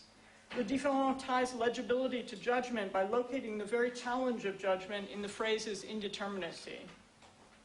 I'd argue that it's with this combination of the différent and demarcation that agonism becomes inevitable, and moreover, right here at this juncture, that an architectural agonism lies. Architecture's demarcations, its walls, its property boundaries, its other limits, define but nevertheless also carry a multitude of meanings. They are the built equivalent to the phrase. So how can that multiplicity be exploited as a potential playing field? And I'll offer three possible directions, but one I'll do in brief, as it's Pier Vittorio's practice, which I was counting on him explaining in his presentation before mine. But I assume most people in this room understand it, or know it at least, if not understand it. Dogma engages the scale, and I'd even say the banality, of contemporary normative practice, and then tweaks it by tweaking the module of repetition, shrinking it to its bare minimum as to force collective options for living as well as for architecture. A Simple Heart, which was done between 2002 and 2009, so it's a very early project, but it's one I like for its directness, places the worker at the heart of the city, countering the spectacular city of capitalist commercialism with the visibility of the worker, but also with an architecture that reorganizes the worker's life by offering both solitude and collective experience. Critiquing the contemporary city's masking of the worker, A Simple Heart projects a new organization that renders that role visible. Now, the second example I offer, so I'm sympathetic to this example, I have to say, and to all of Dogma's work. The second example is a little troubling for me because I'm not necessarily sure if I'm sympathetic to it or not. But I think it's actually a very important one for us to understand. So this is of a very different nature. Rather than opposing the capitalist commercial city, this second example appropriates it by revisiting strategies of high postmodernism. Some projects in this genre simply reiterate postmodernism strategies, but others consciously try to exploit postmodern strategies of high-impact legibility in order to project new possibilities. This family of projects, and I'm going to show you one example, but really it's a family of projects, expressly exploit current advances in graphic techniques in order to tweak the commercial control of architectural legibility. So I admit to being ambivalent about this approach, as its dependence on graphic immediacy risks courting early obsolescence, among other reasons. But perhaps that market risk is precisely what makes it especially relevant as a strategy for recapturing artistic practices from a capitalist stronghold. So this is the Super Kiln Park, which is a collaboration between big architects, Topotech One, landscape design, and Superflex in art practice. It's a park in Copenhagen in a neighborhood that is home, it's a Nørrebro neighborhood, it's home to 60 different nationalities, minority nationalities. And the park, which stretches along this long, thin piece, and you can see the 60 flags in the park, doesn't try to mask the antagonisms of these multiple constituencies, but rather positions them with or counter to one another. So it doesn't try and sort of create a language that will appease all 60 groups, but instead creates, fills the park with symbols from each of these countries, each of these environments. And so the symbols are reconstructed, familiar symbols, architectural types, or literal signs from different communities. So for example, there's a bus sign from Iran. People have actually apparently waited for a non-existent bus by that sign. There's a sewer grate from France. There's a fountain from Morocco. And in the back, you can see a slide from Japan in the shape of an octopus. And then a series of recreated signs. Some of these are less sort of benign in nature, let's say. The Jamaican boombox, which actually projects noise. And so the question, of course, is whether these signs, which were reached by consensus or a form of consensus by polling different constituencies, whether they form a caricature of these different groups or whether they actually offer a form of identity in contrast with one another, I think is part of the question, part of what's interesting about this example. And then finally, I'll risk ending with, by pointing to our own practice, WW Architecture, which is myself with Ron Whitty, where we've deliberately focused on what might be called the différent between form and program to embed a multiplicity within the demarcations of architecture. So here is just a sort of simple diagram of something that interests us within architecture, which is the question of to what extent there should be an alignment between form and program. And I'll start by pointing to a project that's very old, so you should sort of excuse its crude renderings. This is from 1995-96. It's for what we call the Intra-Center in Lexington, Kentucky. And it is a, I think there might be, one of these might be a pointer, right? You think? Okay, so this is for a community center that's adjacent to an elementary school. This is the modeling of the elementary school. It's for a neighborhood. Lexington, Kentucky is a very wealthy city. It's where horse country is. It's very beautiful. But this is one small neighborhood in Lexington where 90% of the population lives below the poverty line. It's a service neighborhood. And so the principal of the elementary school wanted to create a community center, and she approached us with this project. But she approached us with a program that had everything in it. And again, this is the mid-90s when the idea of responding to any project was, well, you respond by offering programmatic complexity, and that would be the architect's solution. But here we had the clients approaching us with programmatic complexity, so we were a little flummoxed because they were already ahead of us. So this was a program that had all of these different things in it. Our answer was to offer up, instead of saying that we could embody what this community looked like, or embody all of these programs through one thing, that we would create a building that had a series of what we call parentheses in it, which I would say is similar to the idea of the phrase or the différent, which is it was a resin-impregnated plywood wall that would wrap through the project as a ribbon and create different zones, not necessarily corresponding to program. And the reason we see these as parentheses is that they could be, you could read it as, what is it, I don't know how many, 7 or 8 spaces, or you could start to read collectives that go across these. So for example, this could be a space with this parentheses and that one, or it could be this one. So it's a series of nested parentheses. It's a fairly simple idea. You can tell that I like to write and edit, so nesting parentheses sort of made sense to us. So the idea is very simple. It's a box. We filled it with the program, and then we created this ribbon form, which divides the program through a form that's not necessarily corresponding to the programmatic idea. And here you can see the plans. It goes from essentially an open plan, a free plan on the ground floor to draw people in, to more figured as you go up. That's the basement. So first ground floor, I can't read. Second floor and third floor. So it becomes more figured as you go up. So for example, you have a zone here, which is a series of classrooms that you could read either as spaces that are connected here, or you could read this whole zone as a series of classrooms, or you can read that figure, which is a hallway, as a form in itself.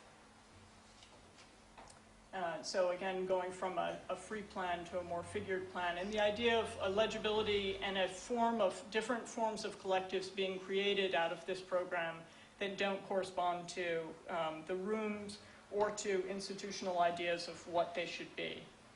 So this misalignment but legibility is a project that has carried through our work, and I'll show you a more recent project that we're just doing right now, which is for a business center in outside Changsha, China, so the Kaiwei Business Center. So you could say it's decidedly a capitalist program for a woman who wants to set up a model of business centers that offer a different kind of architectural answer to this kind of program where meetings happen in China. So again, we were faced with a client who wanted a program that was extremely flexible. This business center at one point was going to have rooms in it, and then that came out, so we sort of were left with this mysterious idea of what a business center really is. And she said, well, it's where there are these meetings, maybe banquets. She wanted extreme flexibility, but she also wanted an identity. So the issue is how do you offer flexibility without resorting to universal space? And here you can see again that we use geometry to create essentially a larger space, a medium-sized space, smaller spaces, that through the introduction of these are 3 holes or courtyards pierced through the building that then open out in 3 ways as essentially 3 puzzle pieces that superimpose over each other to allow for different occupations of the space. And so that you could essentially take this one plan, and as we said, you can create 100 plans out of one plan. So it can be used in many different ways through simply 3 holes, 3 slots, and 3 floors. This creates a building that through these different specificities of architectural form offers different possibilities of being in one space but always seeing the other spaces, so always being part of several spaces at once. And then the possible occupations of these courtyards as moments of intense identification. Again, I'll look onto one. This isn't a mistake, don't worry. And so it's I offer these as 3 different ways of approaching architectural politics with the understanding of let's say, the real limits of architectural practice, which again, I think doesn't mean we should shut down and answer that architecture can only respond by resorting to practices of art practices or writing, but that we have to find some way of working within the world that we have. And so, and these are 3, I think, among others, but there are three ways that interest me. So what Dogma is representing, what a project like Superkillen might offer for a form of discussion, at least, if not a model. And then I think what we're trying to do with form and program. Thank you.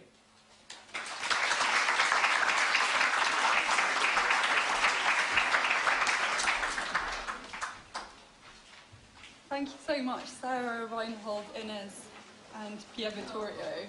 There's now time for a half-an-hour break, which will give us time to digest all the positions that we've heard. So there's tea, coffee, and cake served in the room over there. So, yeah, thank you.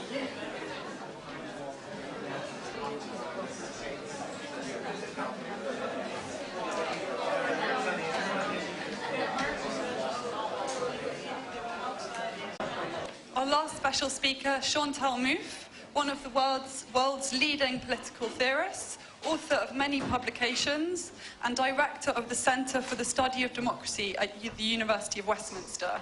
We're really grateful for her generosity and willingness. Chantal Mouffe.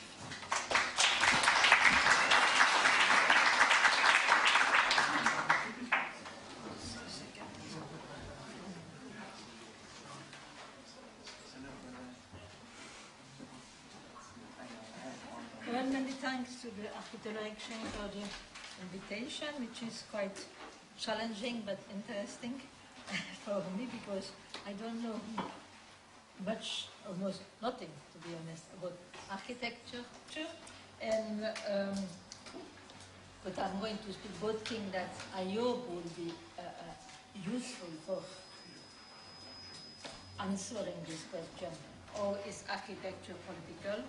I must say that before, so there is no way in which I could prepare to answer them. And in fact, now I realize that even if I had read them, it would have been difficult because they are so different, and it would have been really difficult to have some kind of coherent. See them before.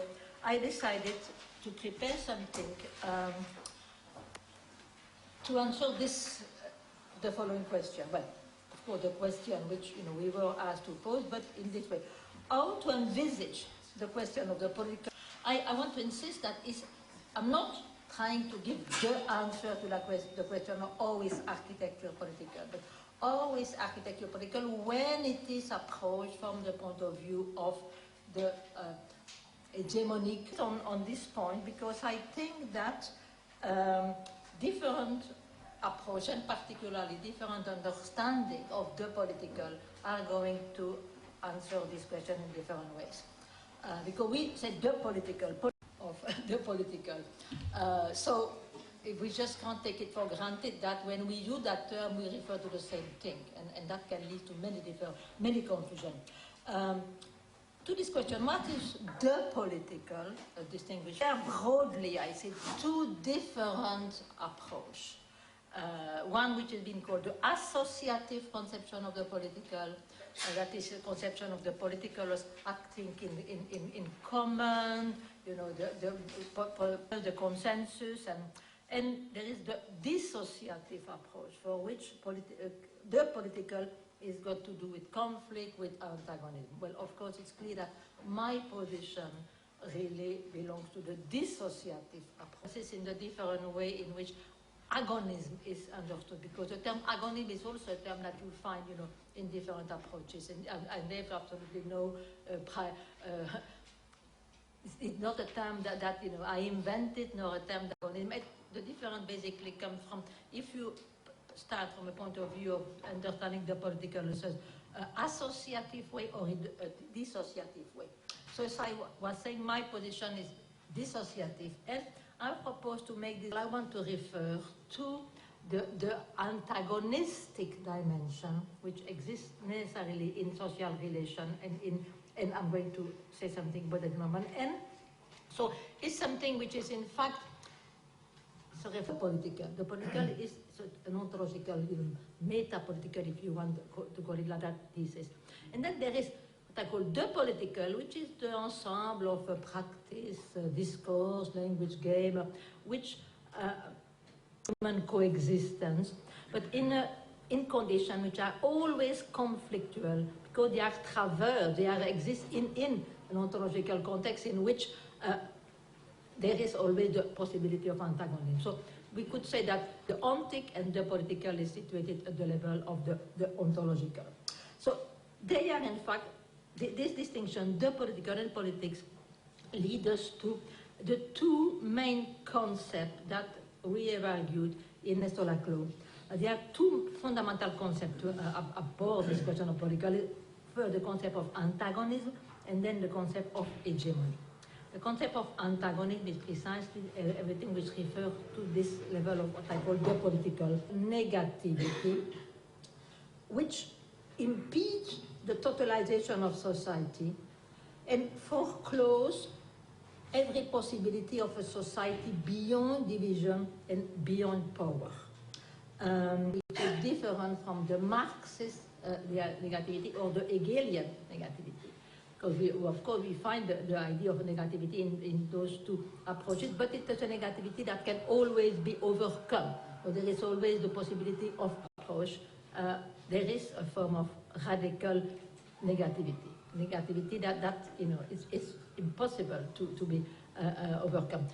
I don't have time here to develop that philosophically, but for instance, I definitively, of course, approach the division of the subject in Freud is something, you know, society is also necessarily divided. I've used in my work the notion of the constitutive outside, which is a term which is of theme in Derrida, for instance, difference with A. Normally the term difference is written with but in Derrida, when he wants to insist on this question. In fact, the aim of Staten is to bring together all those themes and say, but basically Derrida is alluding there is that there is, in order to create any form of identity, distinguish them from something, you know, which is not an A, non-A, yeah, but this non-A, and I insist here it's at the level, it can be in terms of personal identity, but also at the level of every form of objective. It's not just, you know, separated empirically. The outside is the very condition of possibility of the inside. So this is, in fact, it's a condition of possibility, which is also a condition of impossibility of a. This is what Derrida criticized in the idea of the metaphysics of the presence. And I mean, this of course is something which is very important, because it shows that this negativity, something that cannot be objectivity. Well, I stop here because it will take us into a much longer philosophical discussion. But so this is important. This is something which the political consequences are that a society completely the other concept, the concept of hegemony, is a concept of which of course is very much linked to that, because to recognize this dimension of radical negativity indicate that we must also acknowledge the lack of a final foundationalist, the undesirability that pervades every order. There is always form of order, or always, there are not always, but you know, usually there are form of order, but those establish order in a context which is always a context of contingency. This category of contingency is also absolutely central into our approach. And the practices that aim of establishing called hegemonic practices. So the main thesis here is that every order is an hegemonic order. It is the temporary and precarious articulation of hegemony on the exclusion of other possibilities. And it is always the expression of a particular configuration of power relation. An hegemony is always configuration of power relation, and they are always on this point, because later on I'm going to make reference to that. It's always organized around certain what we call nodal points, or to use the language of Lacan, point de capitaux. You know, this hegemony there is something which is always organized in which are particularly important in order to structure an hegemony. And of course, this is those points that need to be addressed, disarticulated in order to establish another hegemony.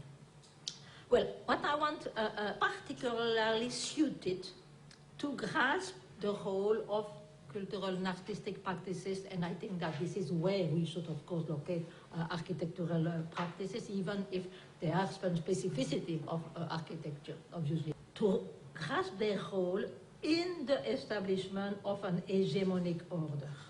because here, of course, the important is to show that what we call the social is always discursively current to the point made by Reinhold Martin. We don't distinguish, like Anna Arendt, the social and the political, because for us, they are not two. The social is in fact always political. It's the result and can be made and is made, but it's a methodological distinction. We don't refer to really, things of a different nature. The social is the result of sedimented hegemonic political practices. That's for us absolutely central. The social is sedimentation of hegemonic practices. Then the question is to see how and it is, let's see, through a multiplicity of discursive practices. Multiplicity of discursive practices, and among those practices, cultural and artistic practices play a very crucial role. That's a point, for instance, that Antonio Gramsci is repeatedly called civil society, in the establishment of an hegemony, and in the establishment of what Gramsci called the common sense. But the common sense not in the way in which is understood normally by people, the natural sense. The common sense for Gramsci is always the result of something which is very product of an hegemony. But of course, the common sense is become naturalized, and it's appear. I mean, it defines at a given moment what is possible, what we can expect. That is sedimentation of hegemonic practices, and so I think that this approach, which of course we can say is a critique of the essentialist approach, according to which the superior logic or the expression of a deeper objectivity that will be exterior to the practice that brings this order into being. I think this approach, I will even say more than that essentialist approach, you can't possibly understand and pose the question of the role, and certainly the political role of artistic practices, because well, first, of course, you will not speak of hegemony, but then, the development of the spirit of whatever things you can think of, but it's not the result of a discursive construction. So here what I want to emphasize is that this constructed is crucial to pose the question of how is architecture political, and for artistic practices also. But it's not only the question of the discursive construction of the social. Together, on one side, the critique of essentialism, which is found in post-structuralism, with the work of Antonio Gramsci. And the fact that this construction is always an hegemonic construction, it's always a construction that is established through the view, of our hegemonic view, and for instance, a position like the one of Bruno Latour in his idea of compositionism. Because Latour is also, I mean, we've got in common, we can call this there, but what is missing, in my view, in the approach of Latour, is this idea that this construction is always done through a power relation. And in fact, in its compositionism, this compositionism can be questioned, but the question that you can pose is something being well composed or badly composed? It does not pose the question in terms of the power relation. I think this is why I'm saying, discursive construction of the social is not enough, because that can be found both in different ways in Latour compositionism and in our view, because there is also the question of the power relation, which are always at stake. This is to give you some kind of general view of the ontological premises of our approach. Now, of course, one of the questions, I suppose, we are a critical architecture. Well, I think that what is important, once you recognize the role of this in the construction of an hegemony, then in fact you realize that, and that in a sense goes to the kind of question that Pier Vittorio Aureli was asking. I will say this, but I will say the same with respect to architecture. I mean, architectural practices have necessary political character, because architectural practices are, as far as they are, always the maintenance or the transformation. So, for instance, with respect to artistic practices, I've made the argument, and I think I would really want to translate that into architecture, that it does not make sense to speak of because every form of art, of artistic practices, are part of the hegemonic construction. So they either reproduce, maintain an hegemonic construction, or they criticize. It's why I propose art, the art which is normally called political. Abandoning the idea that there are some form of art that are supposedly non-political. I will say the same for architecture. But of course, it doesn't mean that if every form of architecture is critical. And then addressed to show how it should be addressed according to our approach. And this is where we need to introduce the category of agonism. But let me just tell. Well, in fact, to ask the question, how can artistic practices or art be critical, according to our approach, to the counter-hegemonic struggle? Because this is, for me, that where they become really artistic practices, or they become political in the critical way. And when I began order to really understand the possibility of counter-hegemonic practices, you needed to ask the question, I mean, what is really at stake in democracy? How does one need to be able to ask this question of the counter-hegemonic practices, and of course also hegemonic practices, because there are some form of understanding of democracy that does not allow you to see that.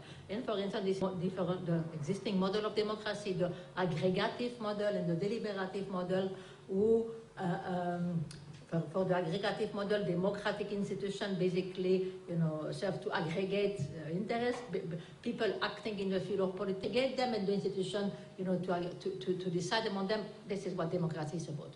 Against this very, limited view of democracy, there's been a development of the model called deliberative democracy, implemented in different ways by John Rawls in the US or Jorgen Interest. There is also a moral dimension. There is, in fact, democracy is the way where consensus, some kind of rational consensus, a search for the common good is going to be established. And the role of hegemony, and does not allow you to imagine the possibility of hegemonic struggle or a struggle between different forms of hegemony. And it is in that context that I developed what I've called the agonistic, and that's the basic difference between the two approaches of democracy that I have referred to and mine, is that the agonistic approach starts from the question, we need to acknowledge the inner deliberative approach. They believe that precisely it's not, the aim is creation of consensus, so there is the possibility of eliminating antagonism. If you accept that antagonism cannot be eliminated, then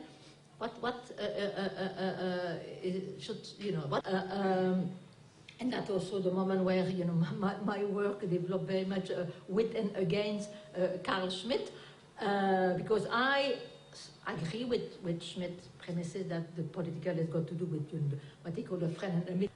It's a pluralist democracy, liberal democracy. It's unthinkable, because for Schmitt, democracy negates liberalism, and liberalism negates democracy, so it is necessarily an unviable regime.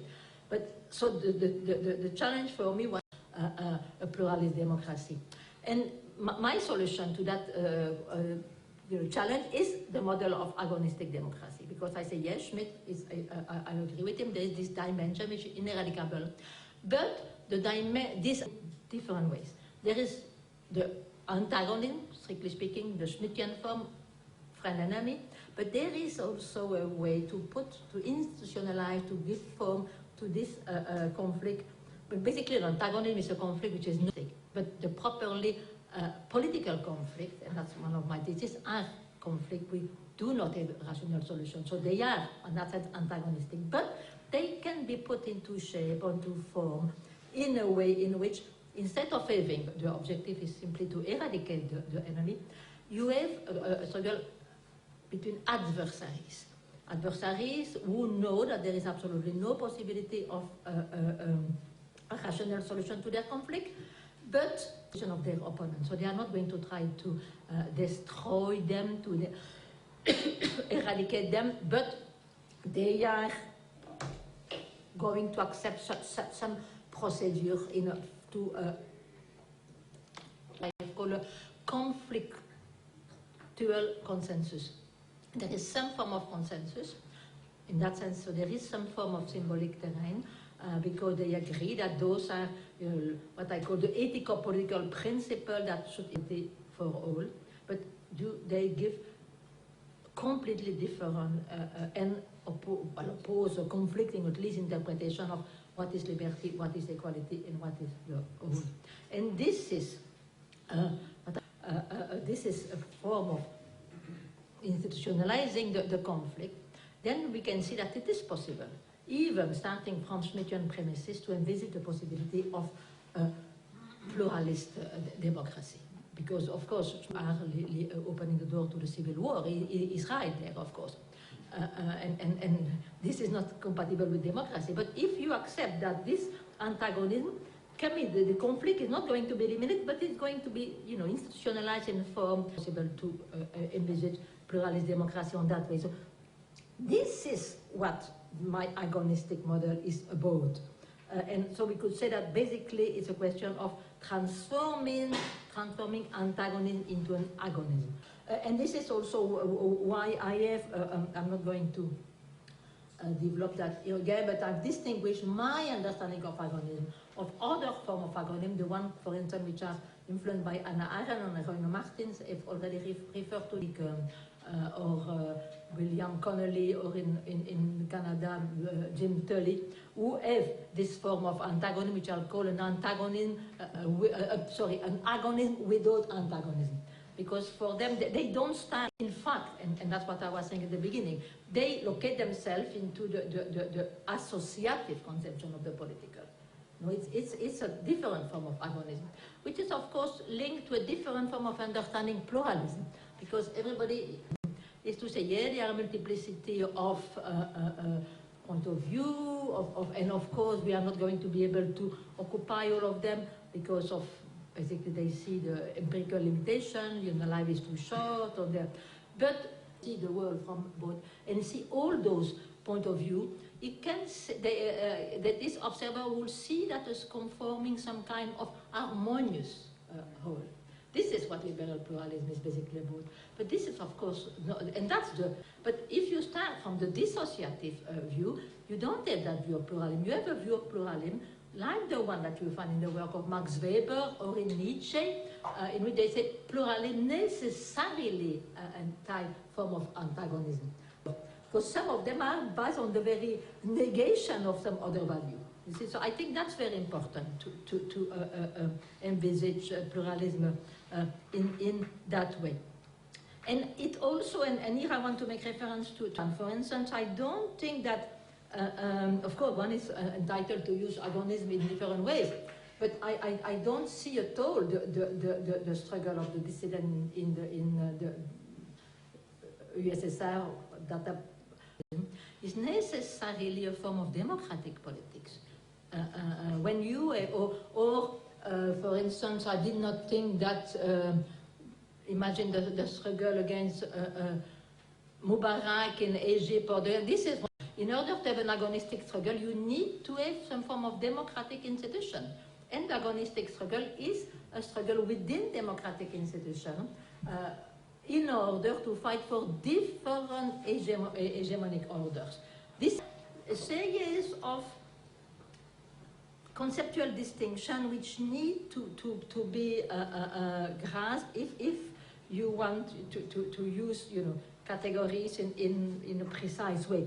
This also, in fact, I comment with respect to fact, one of the titles, the way in which this debate was presented, let me see, I don't think I've got it here.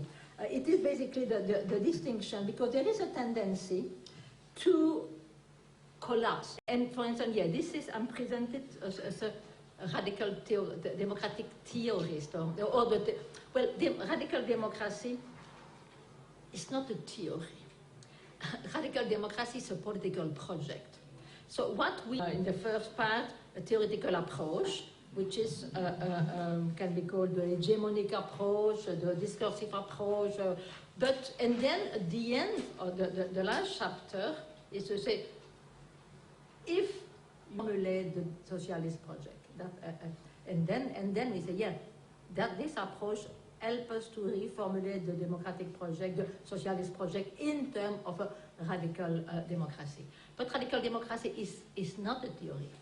Between radical democracy and agonistic democracy, a lot of people use that, as if it was the same thing.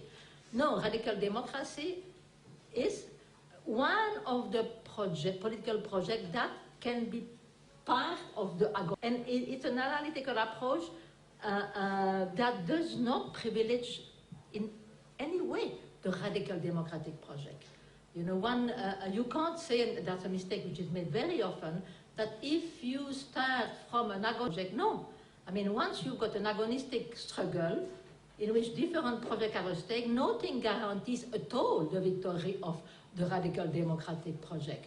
This is going to depend on the forces of the adversaries in a political position or better to say the other way, between a theoretical position and a political project. And this is why I'm also very critical of tendency. I mean, there's a risk. I find that very, very, very problematic, to say the least, because I don't think that they are left-wing ontologies, an ontology that automatically will bring about a political project.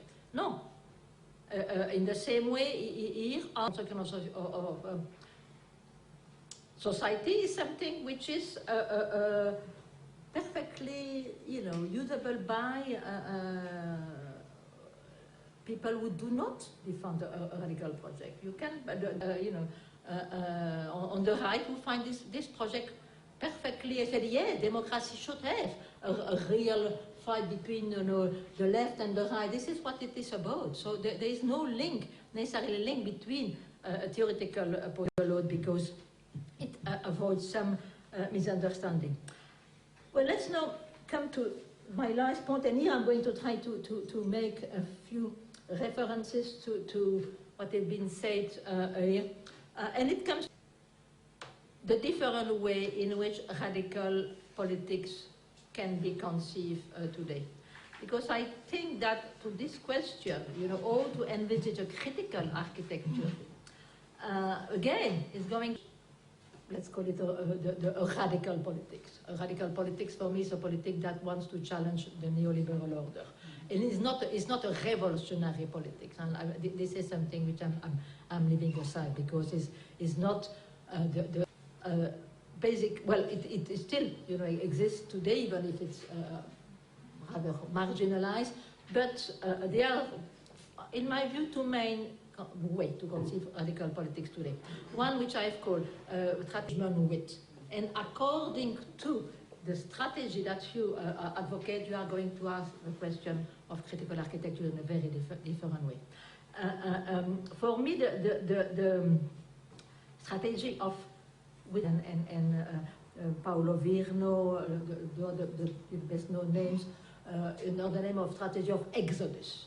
And they want the self-organization of the multitude, and they say we should not engage with existing institutions, basically to more or less disappear. And it's not something that, in a sense, one could say, yes, it's a pure negation of the existing order, and we have advocated, and that is since Hegemony and Socialist Strategy, is a strategy, but that borrowing, again, a term from Gramsci, one can call a strategy of war of position, of engagement, those institutions.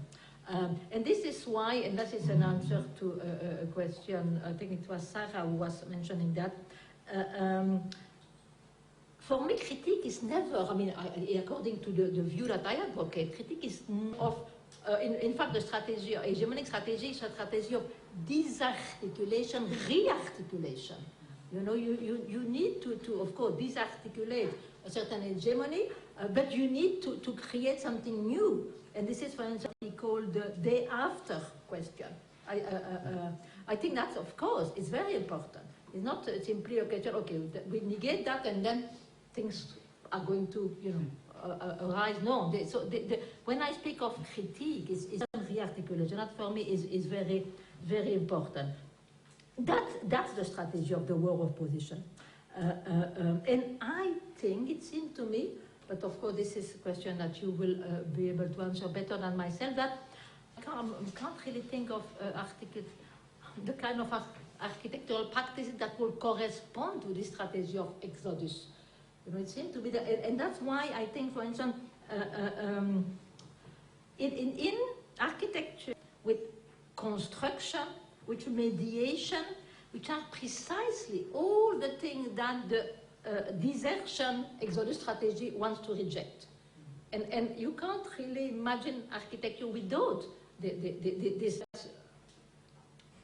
When one is trying to envisage the possibility of a critical architecture, it should be done under the mode of this strategy of engagement with, and not on the strategy. And also there is something, but it is not, Reinhold Martin did not mention that in his paper today, but it's in a piece which he sent me to read. He said that, and I agree very much with that. He said, don't revolutionary architecture, you are not going to make the revolution to architecture. I can't imagine what it could be. But of course, architectural practices can contribute to making profound transformation. Revolutionary, it's difficult to imagine. So if one is imagining architectural practices, you know, critical architectural practices, well, I would think, and it is there a process of rearticulation and addressing the different, well, it's something of course that takes place. Agonistic struggle, there is precisely offering an alternative. This is what the agonism is about. You know, the movement of disarticulation of the given hegemony in order to make a proposal for something different. This is what always, and it can take place in many different areas, but of course there are privileged points, which are the point that I was referring before as the nodal points in which, you know, a given hegemony is a very special, important place. Because I will see Ozink as one of those nodal points in which, you know, an hegemony structure. So definitively one area which is central for. And I like very much what Pier Vittorio Aureli say concerning Red Vienna. I think Red Vienna is definitively for me an example of an agonistic architecture. That it's definitively a privileged space for architectural practices to contribute to the counter-hegemony.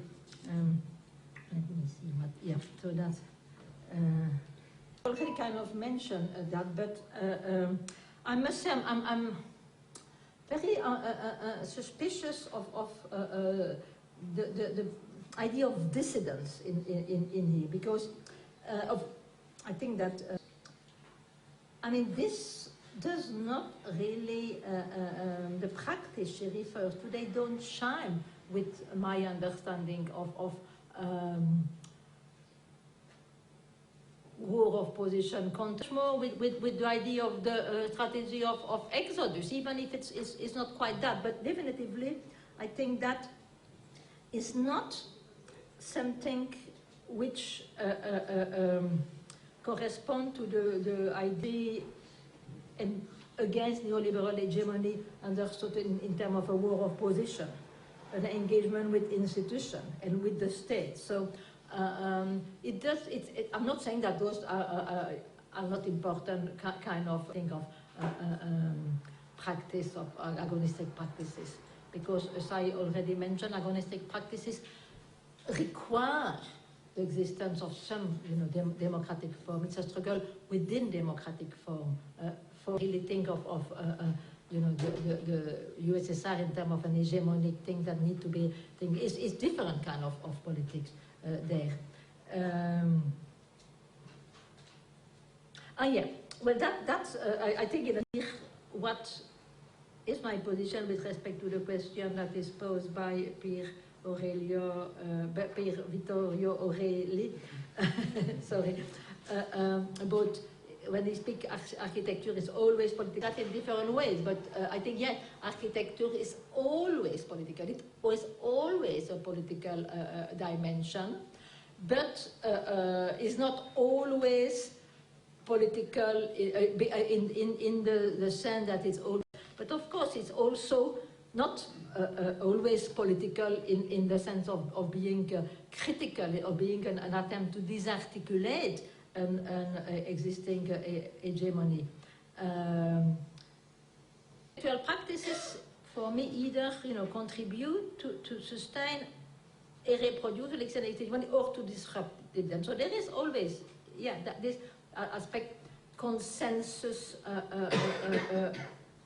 conflict. And I will also agree that there is always a dimension of consensus in architectural practices, but in this sense.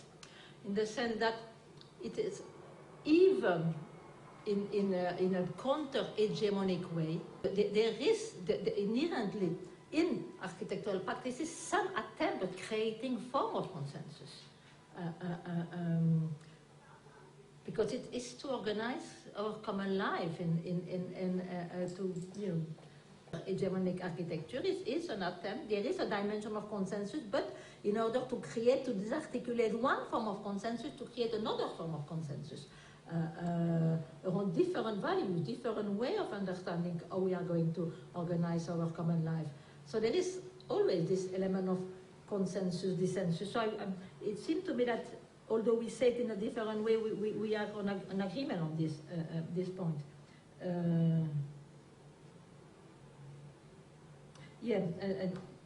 Sarah, I think I've already, in a sense, indicated that, yeah, for me, critique is never, and I think we agree on that, because she was saying, yeah, but it's not enough. Yeah, I agree with that, absolutely. It's never enough to have the negative part of critique. You always need to have the constructive part. It's a process, as I was saying, of disarticulation, rearticulation. And with respect to what she said about Lyotard, yeah, I mean, I find Lyotard very interesting, and definitively his idea of different, but the different is not agonism. Because the different is got more to do with antagonism. I think that at some point she said the different requires, automatically imply or something like that agonism. No. Antagonism, yes. But the whole question of agonism is given that we are in a situation in which they are different, they are the possibility of antagonism. How are we going to organize our life so that we can live together, instead of killing each other? And that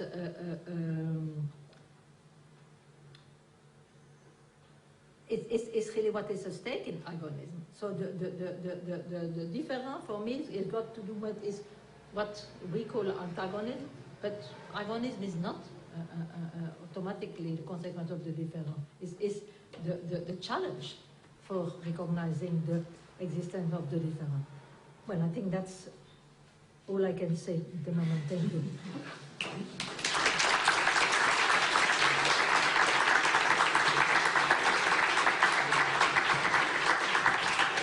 I'd like to say a huge thank you to Chantal Mouffe for that wonderful response, and invite all of the speakers to the table. And we'll go straight into the debate. So should I stay in or what? Okay.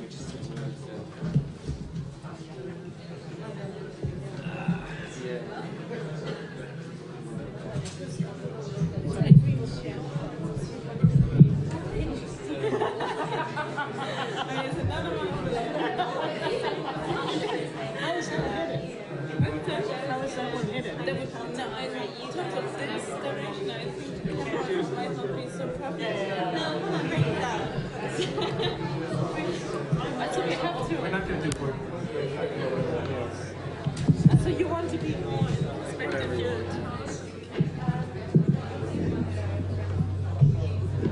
More volume. A lot of water around here.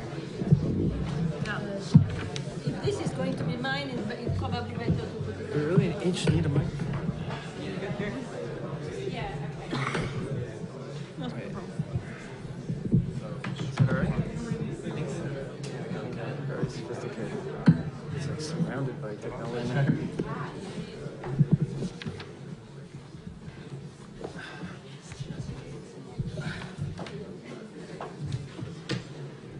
So, you're up. Yeah. That was amazing day, amazing set of talks. Thank you all for doing such hard work and bringing so much to the table. I think the talks are already speaking to each other, so I barely need to do anything to moderate. But I'll just sort of recap. I think there's a series of different kinds of questions which are in the room, different ways of inquiring into architecture, whether we inquire into its mode of production or into the object itself, into the question of style or architecture as form, if somehow form opposes style, or into the way we practice or how we begin to understand where politics lies, more kind of theoretical questions, or even the way we begin to theorize our own disciplines still. And again, we kind of touch on the question of education.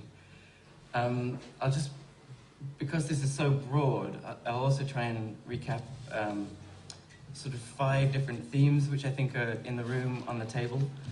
On the one hand, I think we've got a kind of questions of terminology that we could flesh out in terms of how we are all using the terms, similar terms, like agonism and the political, but perhaps using them differently. I think, for example, Chantal's agon is opposed to right-wing fundamentalism in a post-political age and aimed at taming the political, whereas I think, Pier Vittorio, your agon opposes urbanization and the figure of sort of bad infinity and the kind of totalitarian sea of limitless growth. And actually, you seem to be giving form to the political. So there's, I think, a very specific point of contrast and contradiction there, which would be great to talk about. The questions of style, I think, I've already said, but they're, I think, very much in the air. Ines's paper, it's wonderful to see postmodernism as a form of dissidence. And actually, that kind of work was quite similar to what was going on in the AA at the time. So it's just a wonderful pairing of the figure of totalitarianism with whatever the figure of Thatcherism was or something in the AA. So on the one hand, your talk puts style really back onto the table, but then there's the word of caution from Pier Vittorio that, in a way, style is always co-opted, and that we have to somehow oppose questions of style, or be suspicious of questions of style. Sarah also very much made an argument for style, so that's a kind of theme we could talk about. Yeah, I'll just reduce these 5 to 4. The other 2 is the question of practice, which I think, at least the question of dissidence is a kind of practice. Sarah's very much rethinking the nature of practice as projective, and I think the issue of practice contains this oscillation between the paradox of negation and engagement, and Chantal's very much embraced that question. And then finally, I think everyone shares the issue of public space is sort of in the air as a topic, and Reinhold has very much challenged the kind of question of whether or not politics needs to be linked to a public or publicness. And I thought it was very interesting the way Red Vienna kind of came up a couple of times in Pier Vittorio's as the question of housing, which opposes the space of appearance, but the way Pier Vittorio, you presented it, it also includes a sense of appearance in the courtyard form and in the way you said that the class is represented. So there's a question of representation. So we could start anywhere in this big field, and it's so broad. So the question is like where to land and how to pick the kind of the way in to the debate. And I think just because it's a kind of concrete point of opposition, I think it'd be interesting just to start on the question of the political as something we frame, we bring out, we explicate as a kind of experience. Or as Chantal said, that as soon as you begin to frame antagonism in political, it's a slippery slope to civil war.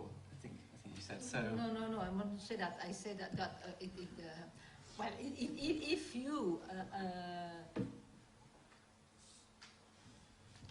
what I say is that a democratic society, a democratic pluralist society, cannot be based on the fact that you are going to legitimize friend and enemy relation, type of relation, saying that because then coexistence is not possible. That's what I'm saying. I'm not saying that there is in terms of institution, in terms of how you organize a democratic society. I'm not saying that any form of referring to the friend and enemy outside lead to civil war, because that will be really absurd.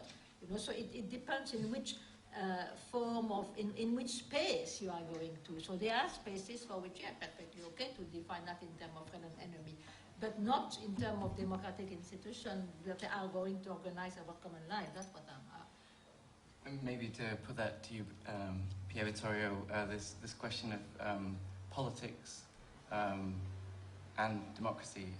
Would you say you're an advocate of democracy? It's a trick question, watch out. Like anybody else in this room. Of course. Of course, there is also a question, that today democracy has been reduced very often to basically an empty ideology that covers rather aggressive post-democratic practices. So I think we should, although of course we have to defend the principles of modern democracy, we should also be aware that today actually it has become really a Trojan horse of very sometimes very perverse strategies of winning consensus, for example. I think this is in architecture, in the practice of architecture, very, values that we all share, like, for example, public space. Of course, I'm a big defender of the idea of, I completely agree. Actually, I think that Reinhold warning about, a certain kind of rhetoric of public space as the only space of the political, I think it was it's a very important remark. I still remain, nevertheless, I defend, I think that the idea of public space is still very important, even in its most, if you want, traditional forms. But we know, and for me this is a very radical, this is a kind of a consideration that we always have to do, how today public space has been perverted as a kind of Trojan horse for all kinds of vested interest, and how often is a rhetoric that in architecture, urban design covers, try to eliminate fundamental conflicts that are behind this kind of formula, this idea of space that also the state is no longer able to support, and use it more as a kind of way to create this sort of jargon behind which there is really no possibility of a truly political public space. So in that sense, I definitely still support those values that I think we seem to all share, although with certain, I think, clarifications that, for example, this distinction private versus public, embodying the public space versus housing, are distinctions that are no longer able to grasp the political dimension of the city. I completely agree with that. But still, we remain actually very strong in supporting the possibility of a public sphere. But this actually has to come to terms with a very, for me, a very explicit condition that today this notion of a public sphere is unfortunately used very often as a kind of fetish in fact, I would call, sometimes the feeling that public space, which actually makes, for example, developers usually very happy. I mean, when you talk with developers and you have the strategy for a vibrant public space, of course, they are extremely happy. And this actually, for me, signals the fact that this category has to be radically questioned, but not, of course, thrown away. Can I ask a question here? Because in fact, we did not mention that concept today, neither of us. But it's something which is very much discussed, is the idea of the common. Because in fact, and that's what I would like to, there are some people who say, no, we need to abandon the idea of the public, because the idea of the public is necessarily linked to the state, and to replace it by the idea of the common. The idea of the common is today really the.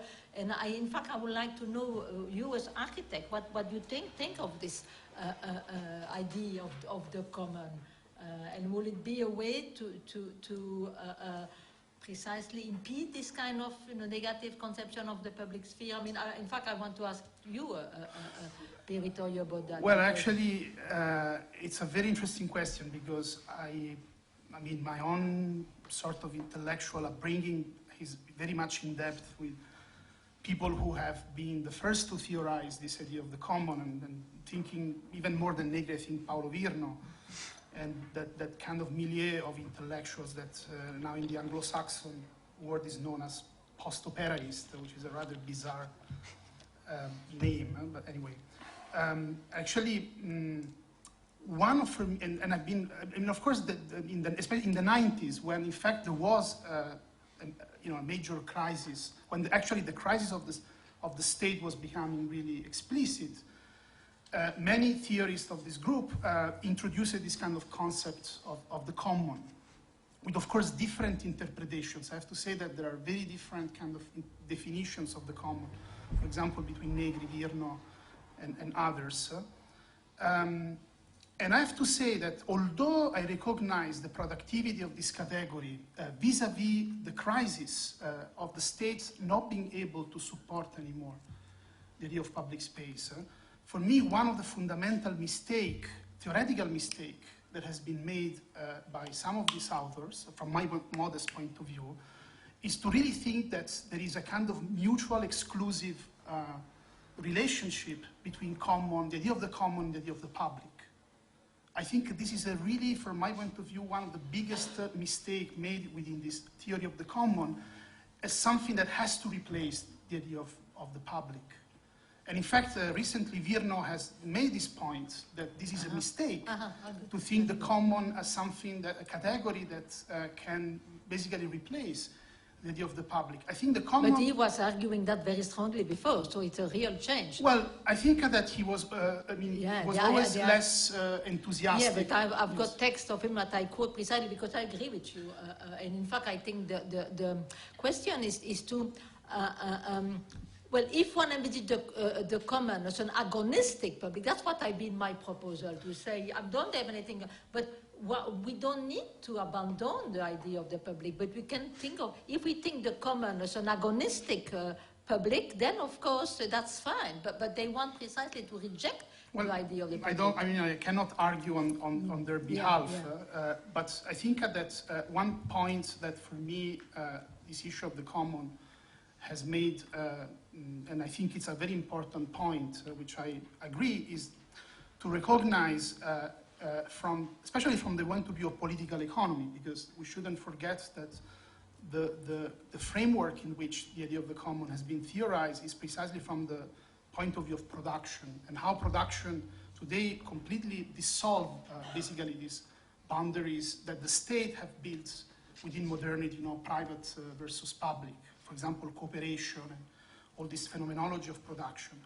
But still, I think I agree, with you that a level of, even if we want to defend this common as something that now today is actually both the main source of capital, but also the thing that is exploited by capital, I would agree with you that in order to construct this,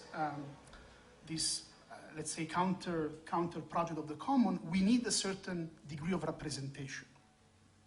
We need to rely on those let's say, categories that, in fact, the very immanentist analysis of people like, for example, Negri completely, to a certain extent, reject. So I believe that there is, in that battle, in that struggle, if you want, in that hegemonic struggle, a very vital need of new forms of representation.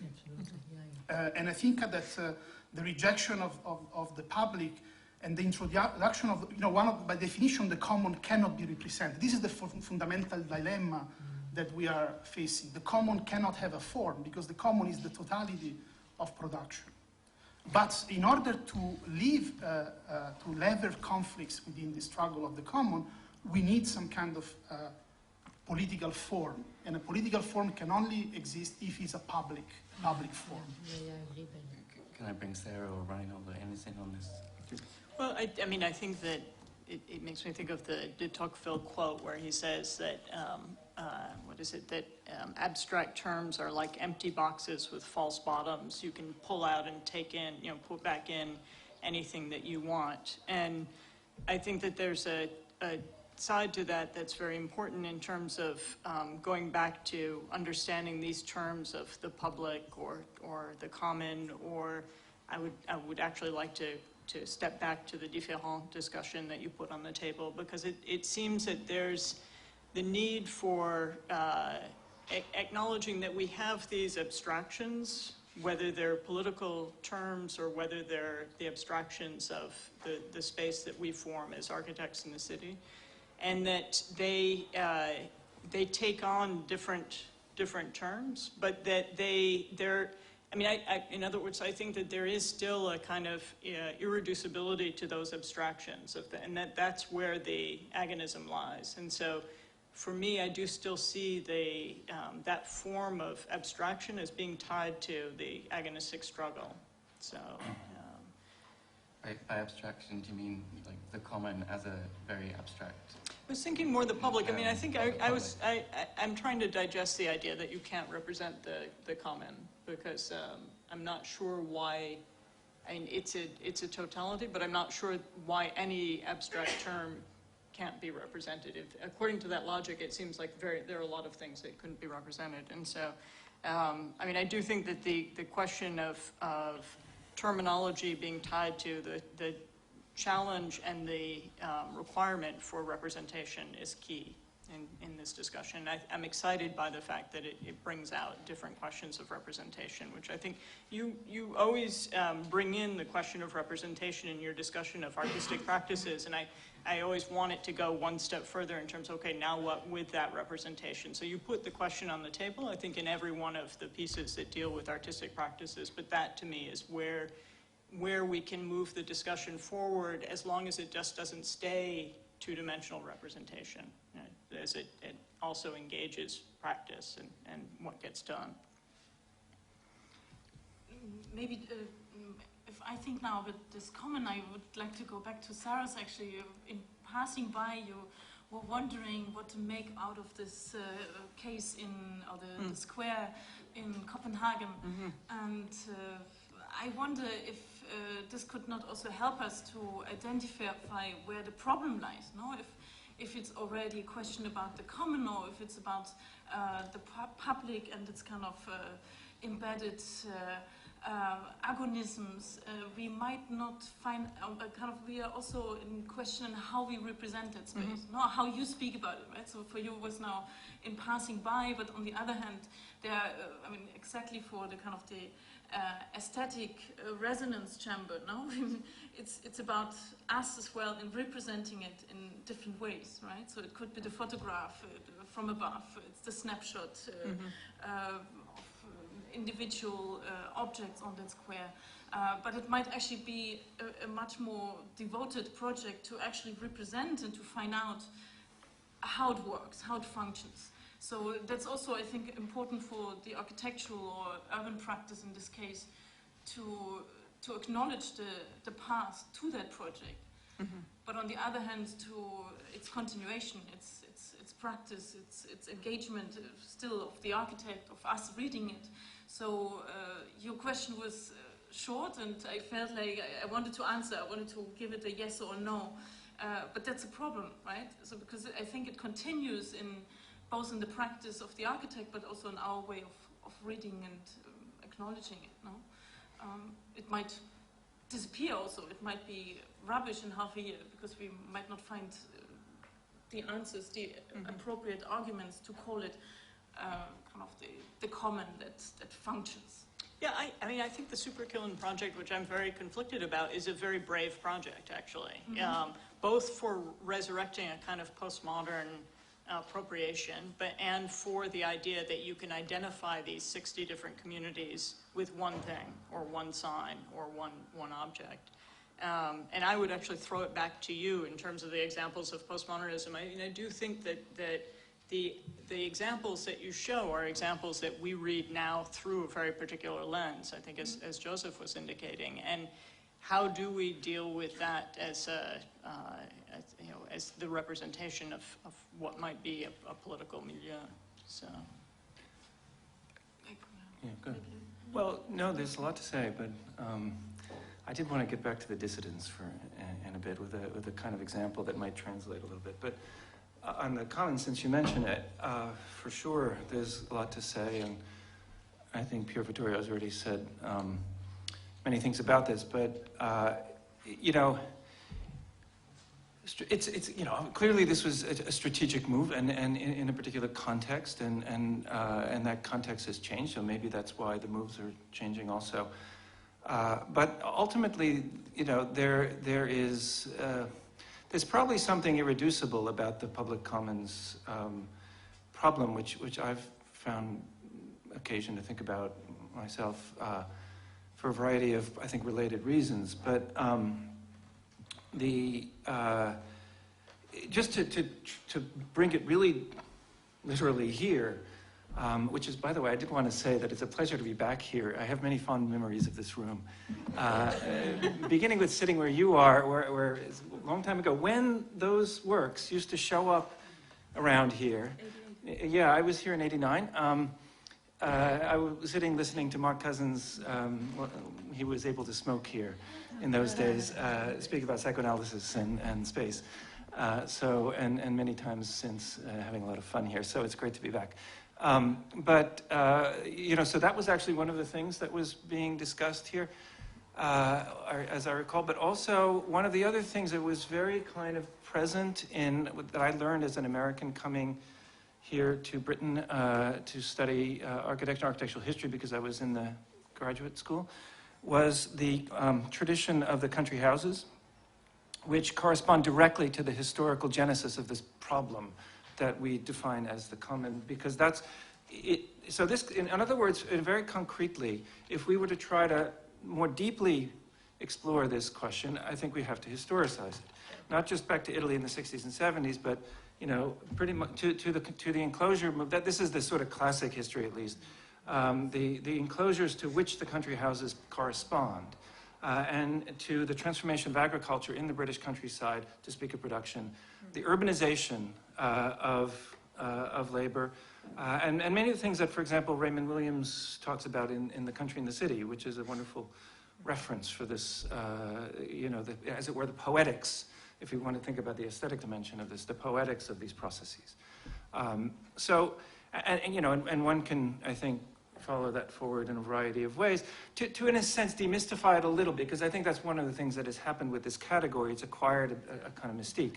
But at the same time, acknowledge that there is an actual historical struggle going on around the material processes to which this now supposedly dematerialized cognitive, you know, the kids on the screens kind of aspect of the commons refers.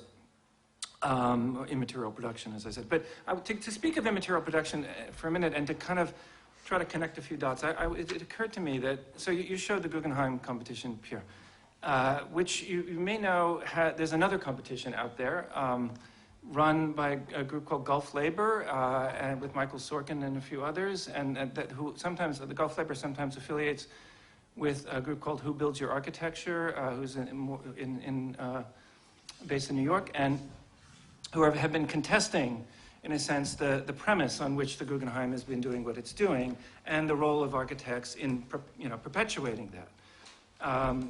And so there's a counter-competition, in other words. So if that's hegemony at some level, there is and I think probably we would have to associate that closer to the tradition that I think Ines was trying to, and I think very effectively, because architecture has always had this problem. It may not be specifically or strictly political architecture in the sense of forming a polity out of these dissident projects, but the paper project, the counter project, and a place here of many, of all places, in fact, this has really been a home for such kind of work. Is a sort of genre that I think many of us still would like to imagine has a certain agency, and certainly our friends and colleagues who were, doing this kind of basically activist work to challenge the professionally. It's actually quite professional. The Who Built Your Architecture group has meetings, public and private meetings with professionals who are, big, from the big firms to the boutique firms, working with the kinds of clients who are employing essentially slave labor or indentured labor in many parts of the world. So, there are, and this is where the question of representation does come in as a potentially active aspect of architecture. We don't have to call it representation in the sense of representing something and therefore participating in a metaphysics of presence in that sense, but of discursively contesting the terms and the premises. And the last thing I think that's worth saying, and where the literal imprisonment, the disappearing of your protagonists, the expulsion, the imprisonment of these figures, I think is meaningful, is that, in most cases of architectural contestation and dissidence, this isn't the case, but it does actually remind us that in this public sphere, such as it is, certain things can and cannot be said at any given time. This is an extreme instance in which there are dire consequences. But actually, what's being made clear in contesting things like the Guggenheim enterprise is that there are a series of assumptions surrounding architecture's cultural, political, economic status that structurally exclude, hegemonically, other statements.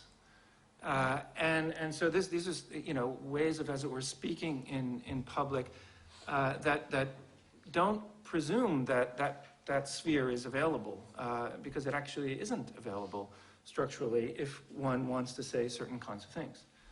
Yeah. I think that sort of speaks to an issue of truth, of, let's say, architecture bringing to the fore, bringing to light something that's repressed or concealed. And I think Pier Vittorio put this nicely in saying that architecture was the paradoxes between conflict and consensus. So it's always seems to, in your description, be sort of trapped in a kind of the consensus conceals, and the question is how to bring to the fore. And you put something common, or even I would say like maybe the political stands in for this unrepresentable common, and in trying to bring that to the fore. And also I think the role of there's a kind of common that's at play in dissidence, just in the sense the way the dissident movements mobilize an idea of the human and human rights. And you mentioned Charter 77. So you always need to somehow figure a common, something common, like human rights or the political. And there's always a kind of gap. Like Sarah, you spoke of this kind of gap of representation. But then the question is the paradox of how you represent it. And Chantal, you used the phrase in terms of speaking of the common symbolic space. But I could have said a shared symbolic space. This is what I mean, because no, it's not the common. It's a shared symbolic space. Well, I wonder if one way around this paradox is just the observation that the common is plural, and that every interpretation, every attempt, it's always particular. There are particular commons, and therefore everything's an interpretation. And you never make the claim that there's one graspable stake on the political or the human or Would you like us to? Yeah, that was an interjection, not a question. Okay. Well, I could say things about representation, but no, I want to hear him. Well, I mean, speaking about consensus, I mean, for me, I mean, this is really, for me, the fundamental problem of not architecture today, but really the whole theory of architecture. And actually, of course, I mean, I'm not talking about, you know, practical consensus. Of course, in order to share space, to live together, basically, of course, we have to develop some form of consensus. I mean, I'm not saying consensus is bad, is something we should disrupt. No, I think that there is a level of consensus that I think any political form, even the most democratic, required. So I completely... The problem of architecture is that architecture is not just being a means of consensus, but really sometimes the embodiment of what I call, in my own terms, the ideology of consensus. Mm-hmm. And for me, the ideology of consensus is something, I mean, very different, because it's not just the practical consensus that it's, you know, but it's really this sort of, not celebration, but really almost the conviction that there is no alternative to a situation of stability and order. And I think, for example, the reason why I wrote Vitruvius is because for me it's amazing that the beginning and the end of the Architettura Libridecem, the 10 books of architecture, starts both with, I mean, it starts and it ends with an image of conflict. I mean, the first image of conflict is his dedication to Augustus, where he recognized in a very subtle way how Augustus came to power to pacify, basically, the empire. And the last image of the Architettura is the siege of Marsene, the ancient Marseille, the last, actually, polis in the Mediterranean, which, in a way, symbolized the possibility of architectural knowledge to put into practice, into win, basically, a conflict. I mean, the last part of the Architettura is actually about war machines.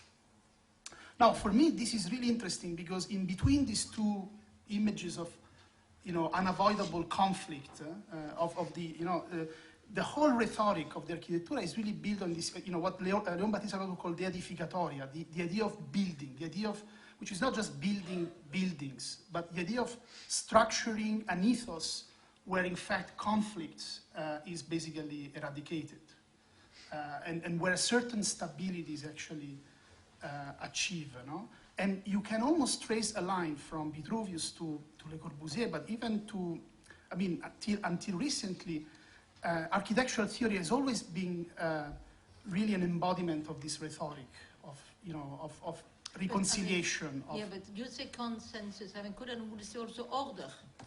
Yes, but it's not just order, because order is, in a way, a very, especially in, for example, in modernist architectural theory, is a word that was already considered too strong or too aggressive. So in that sense, you know, there are many architects who are very subtle to evoke this idea of order and stability with the idea of pacific coexistence. Now, I mean, architecture is rich of representations of the city where everything, you know, is peaceful and, in a way, I mean, which, you know, where everything is smooth.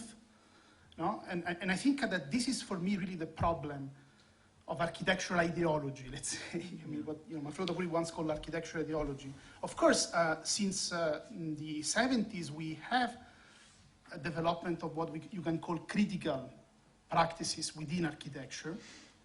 So in a way, which it's a very recent tradition. I mean, I think that only in the late 60s you had architects, in a way, questioning radically the very mandate of architecture.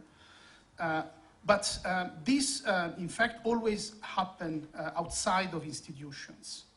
Within institutions, or within, let's say, the labor, what I would call labor-intensive architecture, I mean, the architecture that is produced by big practices or, let's say people that in a way built our environment, there is this ideology of consensus is still very strong.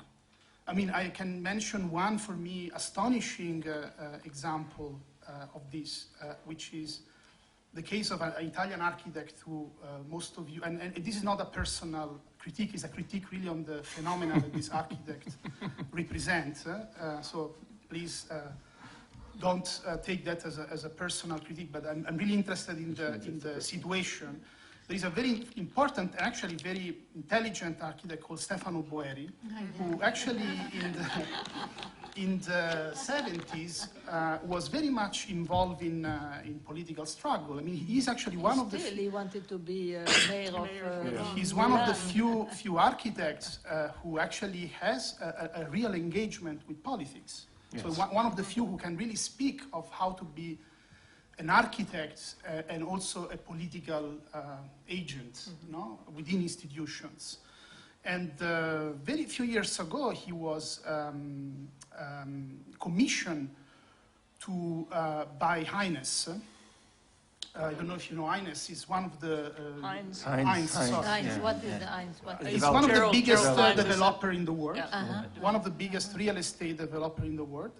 He was commissioned to design residential towers in a place of Milan called Porta Nuova, and it's a former working class district, which is because it's very near the central station. Of course, it has become a very, let's say, real estate. It has attracted a lot of real estate interest. And in spite of the fact that I think Boeri is a very refined and subtle intellectual, he actually had designed, I mean, these towers are two-rise buildings for extra luxury apartments. So the most, it's not even gentrification, it's really pure, almost military occupation of the city. So we are beyond gentrification. There is still some subtleness, no? There seems that, but this is really like, there are two towers, like, San Gimignano, the Tuscan, right in the middle of the city. And although it's a very subtle and intelligent critique, the proposal is actually very bizarre, to me at least. Maybe I'm the only one to find it bizarre, almost crazy idea, which is to literally clad these towers with trees, but not fake trees, real trees. Real trees. Of course, that was the only way to create consensus. So this is for me. I mean, maybe it's the most. The less subtle example I could give, but I was really struck how someone who has a very interesting discourse, someone who had a very interesting background, who is he has written a lot and very interesting stuff, could actually, in order to perform his role as an architect, he had to basically adopt this, for me, absolutely, kind of consensual strategy that was almost over the top. Just a little question. Is that where the Isola project? Yes, the Isola, yes. Okay. Yeah. I actually, can I jump in just really quick? Because I'd like to ask a question about this issue of consensus, and I'd like to aim it back at Chantal, because when you say that you're surprised by that architecture is sort of always reproducing a form of consensus. In the agonistic model that you lay out politically, agonism implies a respect for the adversary, but it also does imply that you think you're right? Well, in other words, you are right. You want to win. Right, you want to win, and that and because you think you're right? So that that you believe that others will buy into your game. Thinking as an architect, that is, that it seems that there's a level of consensus that's obligatory to let's say the hubris that goes with any architectural proposition of constructing something that will organize other people's lives.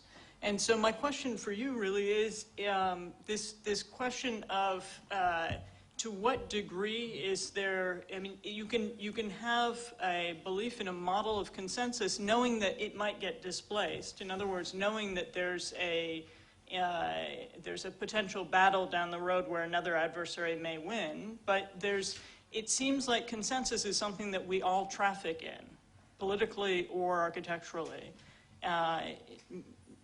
And that there are degrees of consensus that we have to actually parse for this discussion to be valuable. No, sorry, maybe the question was Chantal, but I think there is a level of consensus that is... But also, No, well, it depends. Yeah, sure, but let's say you want to win over the majority to your position. So in a sense, yeah, but why knowing that it's something...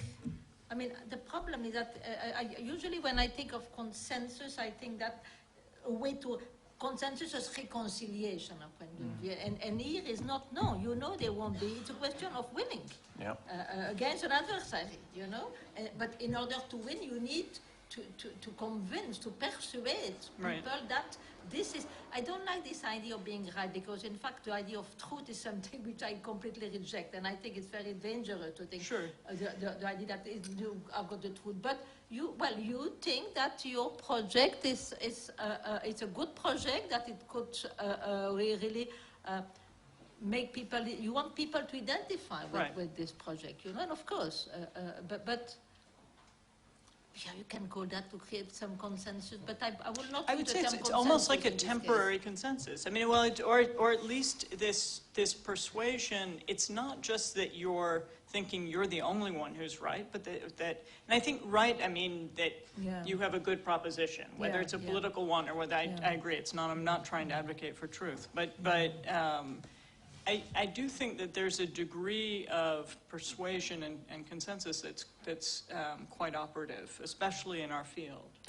yeah, but I think we might have a hard time. I want to actually return to the question of representation for a minute, because it is important, but this may be a little oblique. I have some very literal examples if anybody wants, but this is more oblique. And again, it refers to some of Ines's your protagonists there, because what I think slipped a little to the side was the fact that these were not just... They were strategically appealing to the human rights protocols, but they identified still as socialists. So I'm getting to this sort of second part of the title, Hegemony and Socialist Strategy, because I think we could have a lot of fun discussing what a democratic architecture would be today. It would be a lot harder to get, not consensus, but even to the table, the question of what a socialist architecture would be. Which is what these guys were effectively posing still. That's at least how I read those projects. It's not a Soviet model. It may or may not be Red Vienna, but it's still in that case an avowedly socialist.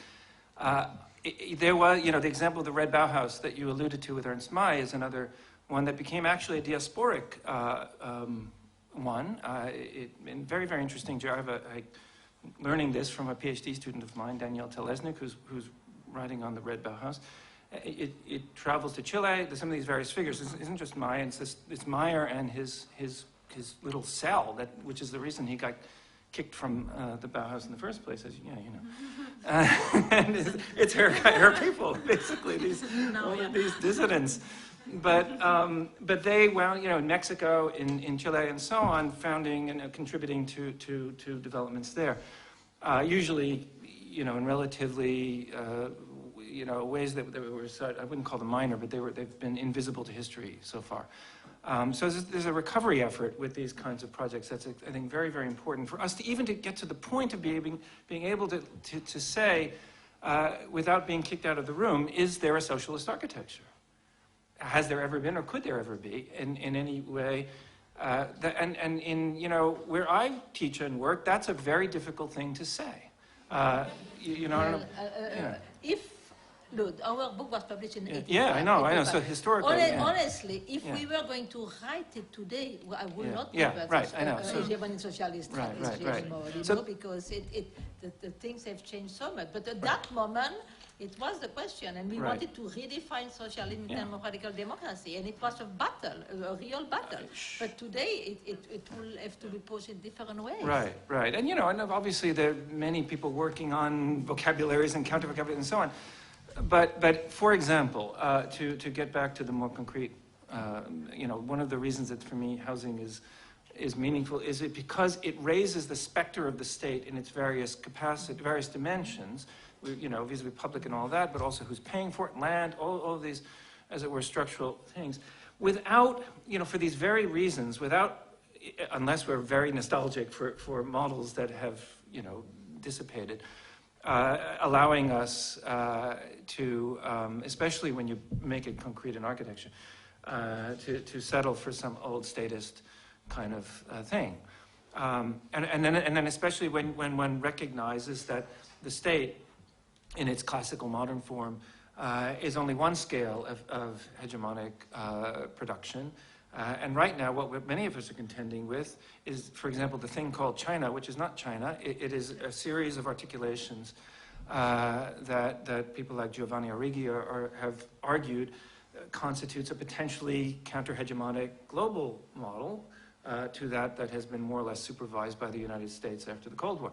So, and architects are going around the world reproducing this apparatus, and it would help us to think, first of all, what is it that architects are reproducing, the Bjarke-Engels symptomatic version, or what counter models could be imagined, at least, or articulated, that would be legitimately the successors of these historically socialist projects, with or without that vocabulary. Yeah.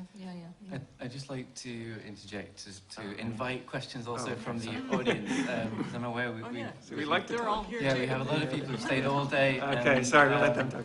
We've got 2 roving mics, so just raise your arm, and I'll keep a record of who's raised their arm when. You'll find it. Go ahead. Hello. I wanted to return to the question of truth for a moment.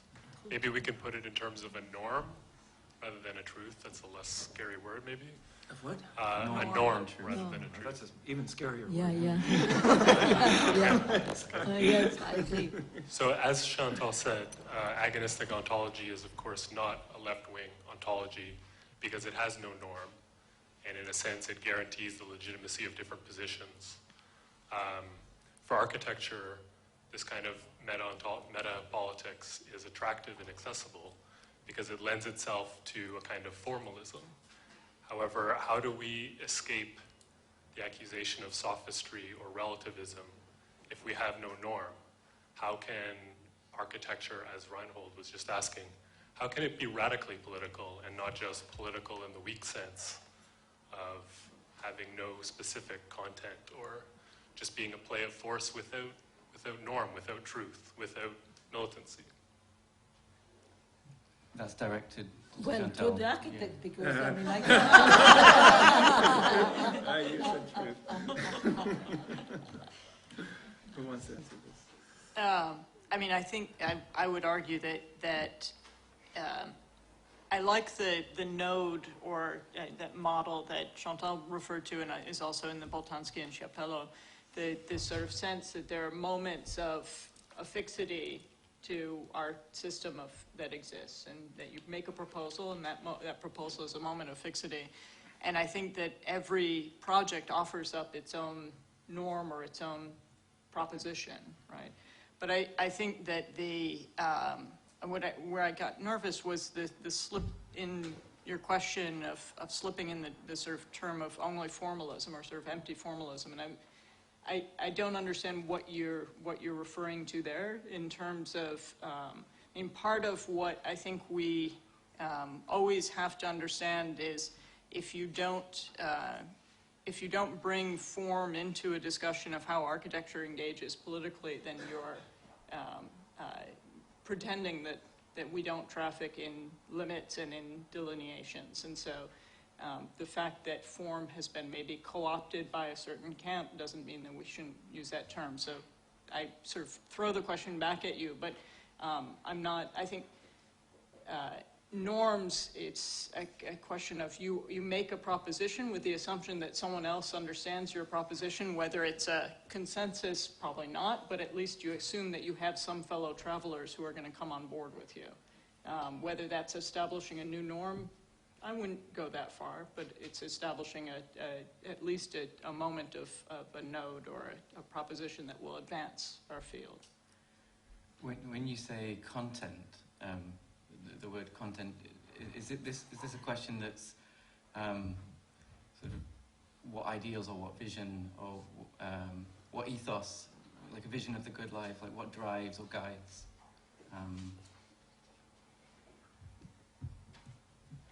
Well, in the example of Red Vienna, you can read a kind of formal strategy, and I'm definitely not saying form should be abandoned, since it's obviously integral to architectural work and practice, etc. But there's something political in the Red Vienna project, which is not definable according to the domain of formalism or to its formal register. And in the way we've been discussing the political, in its meta-political ontology, agonism is kind of equivalent to the sense of the formal register, within which distinctions become available to maybe the inhabitant of the city, etc. But what are the actual motivating politics of engaging formally? What are the, like in the case of Red Vienna, what were they actually trying to do? Well, I think that for me it's a very unique project. First of all, it was advanced by a group of people who were renegades within the more orthodox, traditional history of Marxism. They were social democrats who, as you might know, has been always very despised actually by traditional Marxists, because actually they accepted the ground of liberal democracy as the ground for class struggle. And in fact, for me, this condition is very much embedded in the project, because they were forced to accept the given rules, which they couldn't change because they were in power only within the city, not at the level of the state. At the same time, within this ground, they actually try to win. I mean, by relying on the partial interest of the class they represented, which for them was actually a truth, a profound motivation. Nevertheless, they accepted that in the political struggle, this truth was not something that they could put in the middle, but they had to accept this kind of adversary nature of the struggle, the enmity and actually they exploited the enmity as a way to reinforce basically their project. So in that sense, I found it very interesting because it was an alternative, for example, of strategies for socialist architecture put forward, for example, by people like Hannes Meyer. Hannes Meyer really wanted to completely engineer a socialist life where everything would be organized according to the principle of socialism. While actually in the Red Vienna there is a level in which the struggle is accepted as part of the form of the project itself. It is actually instrumentalized as a way to construct also the motivation, the ethos, the impetus of that particular class struggle. So for me, it's really a project that really escaped both the totalizing aspirations of realist socialism on one hand, but also the value-free relativism of, what today is called acupuncture architecture. Ines, you look like you were going to... What is this architecture? Acupuncture architecture. Sorry, it's a typical architectural jargon. It's putting in small interventions that, in a way, do not... barely Like the visible. thing that Small apologies. Yes, Yeah, small apologies, exactly. Now, I feel I still have to respond to the socialist kind of architecture point, and thanks for kind of framing it, and probably better than I can do it. But like the way I came to this project also on the dissidents was sort of out of the research, or kind of looking at the history of architecture and urbanism of the socialist era, state socialist era, which I think still would probably work as a socialist democracy, right? So it's we don't speak. I wouldn't see it as a kind of a totalitarian, and therefore it wouldn't fit into the category. So there's democratic structures, and I think also a conflictual struggle here that architects had to practice on a daily level. So what actually didn't fit ever in my kind of work and kind of reading this history were the kind of the less known reform movements, you know, things which couldn't be, they were not either not big enough so that one could clearly articulate them as such, or they disappeared, or they were really hidden in daily practices of where you, which is also natural to the architect's work, right? To contest, to argue, no? So it's very difficult to actually to read it in a kind of a spectrum of practices. So where you have extremes between the very little known and the kind of the, so for me the most extreme example is the architects who went to prison. But at the same time it was also to figure out a kind of a toolbox of visual, artistic, creative practices that are not necessarily the project, right? Or like which have an architecture. That made it so fascinating because that became also the 80s, right? Or kind of the postmodernist attitudes to enjoy sensuality of space, of drawings, of all sorts of discourses that would exactly not be political, right? And so that's also how they were read so far. And I was actually trying to bring them back into a political, because otherwise they would just, and I think this is also how they were invited here, the paper architects from Moscow, to present here. I think this was in 88, right? In 80. Right. I think it was much more so to the curiosity, no, of what comes from there. But I think to the kind of the political context of struggle, of danger, the precariousness of these projects was not properly assessed. And I think it's just a kind of a field also in which other practices can add to. No? There was a question in the middle. I was over there. Yeah, okay.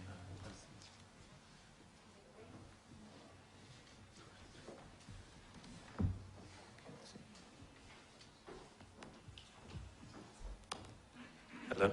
Hi. I wanted to ask about another dimension of architecture, which I think in the discussions today, which were all really fantastic, has remained in the background, and that's really the dimension of time within architecture. Especially, I mean, we've discussed the kind of spatial dimensions of architecture, of architects, of politics and political. But within the struggle against neo-capitalism or neoliberalism, I mean, one of the things that system does so well is that it relies on perpetual immediate crisis or antagonism in order to preserve a long-term fundamental restructuring of social power relations. So it would seem to me that the dimension of time is really one aspect also that distinguishes architecture from other forms of artistic discourse. And in answer to something you said, Chantal, about revolutionary architecture, I mean, I would argue this point that there is no revolutionary architecture, and I would say that if we were to look at La Défense, or we were to look at Canary Wharf, or actually more importantly, Reinhold, I think housing is really the best place to look at this.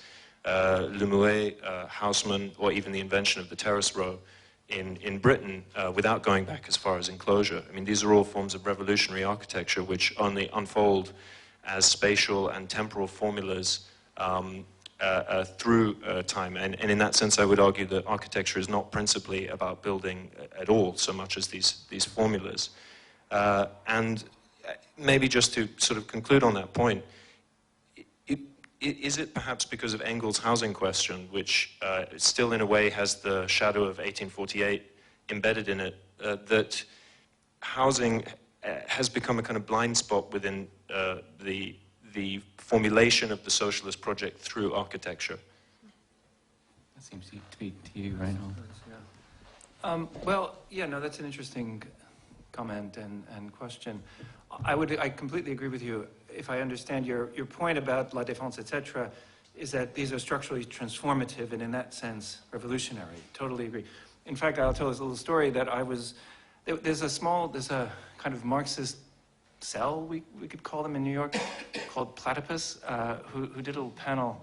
They're here too, I don't know, maybe they're here. But they did a panel a couple of years ago called Architecture and Revolution or something like that, in which they invited, for some reason, Peter Eisenman, myself, Bernard Tschumi, and John Ockman. And it was in a room at NYU that it was designed, I forget, by Vignoli or one of these, people. And there was, they put us in this question. So, is there a revolution in architecture? And I said, yes, we're in it for these reasons. And of course, Peter he completely, I think, had no idea what the implication was, but he of course felt the need to disagree. And I'm completely agreeing with you. The question then, in that sense, for those of us who object to this state of affairs, could be what would be the counter-revolutionary, or vice versa, however you want to frame it, in terms of these kinds of transformations. On housing, although housing, like I think I said, is a kind of the classic place where architects tend to look for politics and tend, or at least for social responsibility and things like that. That, it's the place where society enters in most traditionally in architectural education. Like, for example, at Columbia we have a housing studio where people. It's one of the few left where they teach housing in the second-year studios, and that has traditionally been where you're supposed to be sober and responsible. And I think, the sharper edge that I think you're implying, and I would, again, certainly agree on that, would have to do with, to some extent, the historicity. If I would translate your question of time into a number of different registers, one of them would be the historicity, and hence the persistence of, like the tendency in a different way to return always and repeat these neurotically, these problems, always with a difference. So for Engels, the housing actually wasn't a solution to anything, because for him it was more or less superstructural, and really the relations of production were what was at stake, and that was the debate with Proudhon that the housing question was about. However, there is something in that debate that I think we need to return to. There are many things there, but one of them would be in that debate with Proudhon, and the relationship, not just of ownership, because that's what it's about, ownership versus proletarianization and collectivity, but also the expectation, in a sense, that the home or the house was the site for the production of or the interruption of class consciousness, and a certain subjective life and perhaps political project. That intuition, in a way, I think, is very much alive, and in a sense, you could say, is one of those ghosts that, as Derrida used to say, always tend to haunt us, and it's one of architecture, specifically the specters of Marx and Engels in this case, that haunt us. I think rightly so. Here we need to clarify something, because when I said that, I was quoting you. No, I know. And wait a second, I say, there is no, that is Reinhold Martin writing, there is no such thing, however, as a revolutionary architecture. Right. So I think, of course, it depends in what sense you mean it. Yeah, I meant exactly. That was from, I think, the piece on Occupy, I believe, where the call was for a revolution. Exactly. So you need to clarify that. I will. Yes, absolutely. You're right. I'll do that in one sentence or a couple of sentences, because that was in the context of, and I stand by that for sure, of the question of in the moment of organized dissent, what architecture's role was, and that was the point about the day after. In a sense, it seems to me that where architecture can be most effective is to enable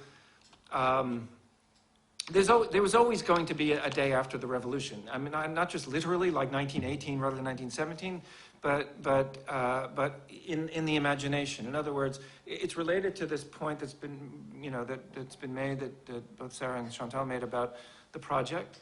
What are the institutions, how to imagine the institutions, as it were, of this new society. In that sense, it's a little bit more conservative, you could say, than the traditional revolutionary kind of model, where in a way where we probably should qualify to be consistent.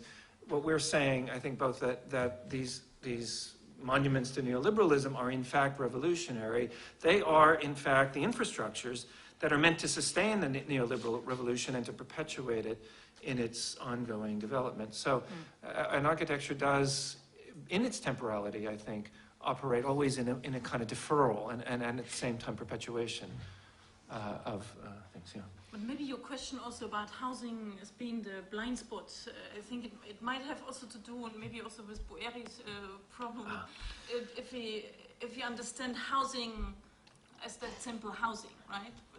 As something which is not the city, right?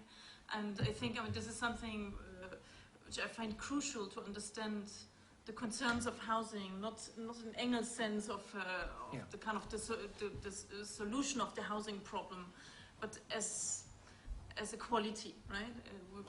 Which contains urban life. Yeah. So it's not the provision of that thing. So that it's a complex answer, right? And that's why I guess a high rise with a few trees that make it is just not enough. It just doesn't constitute that. Although modernism, there are projects which think that in one building one can have that city, but it's a problem. Yeah. One more thing, because we did a little thing that in Venice that Stefano was part of about housing, and he showed that project. And I read it in a way I think related to yours that and he of course wants to argue that it's about ecology and a certain kind of post-sustainability kind of practice. But there is as it were, practical political dimension to this. Historically, environmentalist discourse has structurally been used to displace, more deeper forms of contestation. Nixon he set up the EPA in the United States precisely to split the left and to give, in a sense, a channel for the less radical ecologists. And to split the anti-war movement and the civil rights movement and so on. And so, I take, the response could be that, no, this is always going to be about housing. In fact, the planet is itself an oikos that is being contested as we speak and needs to be discussed and not sort of made happy and nice. The gentleman waiting very patiently there. Sorry. You had a question. Yeah. There you go. Thank you. The first things I think it should be, probably going to be sort of comments and a question. The main question today says how is architecture is political? How is architecture is political? This question also, I think, engaged with the role of the architecture in the counter-hegemonic struggle, I guess. We've been actually defining in what sense we need to say revolutionary architecture. I think in that case, I believe it's very important to define also how architecture became part of this constructing counter-hegemonic culture. Okay, we're talking about housing, but what sort of housing we're talking about? Collective sense, reducing individualism, consumer cultures, and so on. So I think how we can define, architecture is a part of this process. And also, where is the role of the architecture in let's say, so-called global historical bloc? If you look at that, there is subgroups, excluded identities already challenging neoliberal hegemonic culture all around the world. So in what sense architecture plays role in this bloc? Or are they in there? My second question will be Professor Chantal Mouffe. You clearly actually explain we need to make division between radical democracy as a project and agonistic approach as a theoretical framework. And then since we're talking about spaces and architecture, I was also wondering how can we adopted agonistic approach into the non-Western spaces.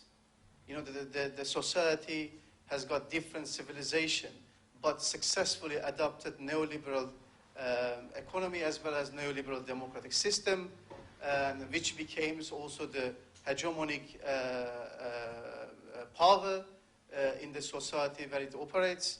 So in this case, how we can actually, for instance, you know, I can actually maybe name it Latin America, particularly Asia, perhaps maybe Turkey, India, or Japan. How can we use agonistic approach to re-articulate these hegemonic cultures already, as you always, you know, mention, there is, as Thatcher also says, there is no alternative. Now, in these countries also, the neoliberal economic system as well as neoliberal democracy adopted successfully, but it becomes also there is no alternative as well. So how can we actually use your theoretical framework for, or perhaps implement to the non-Western societies, which again, you know, it has to be democratic institution, what you mentioned. There is democratic institution, there is adaptation. What is wrong adaptation?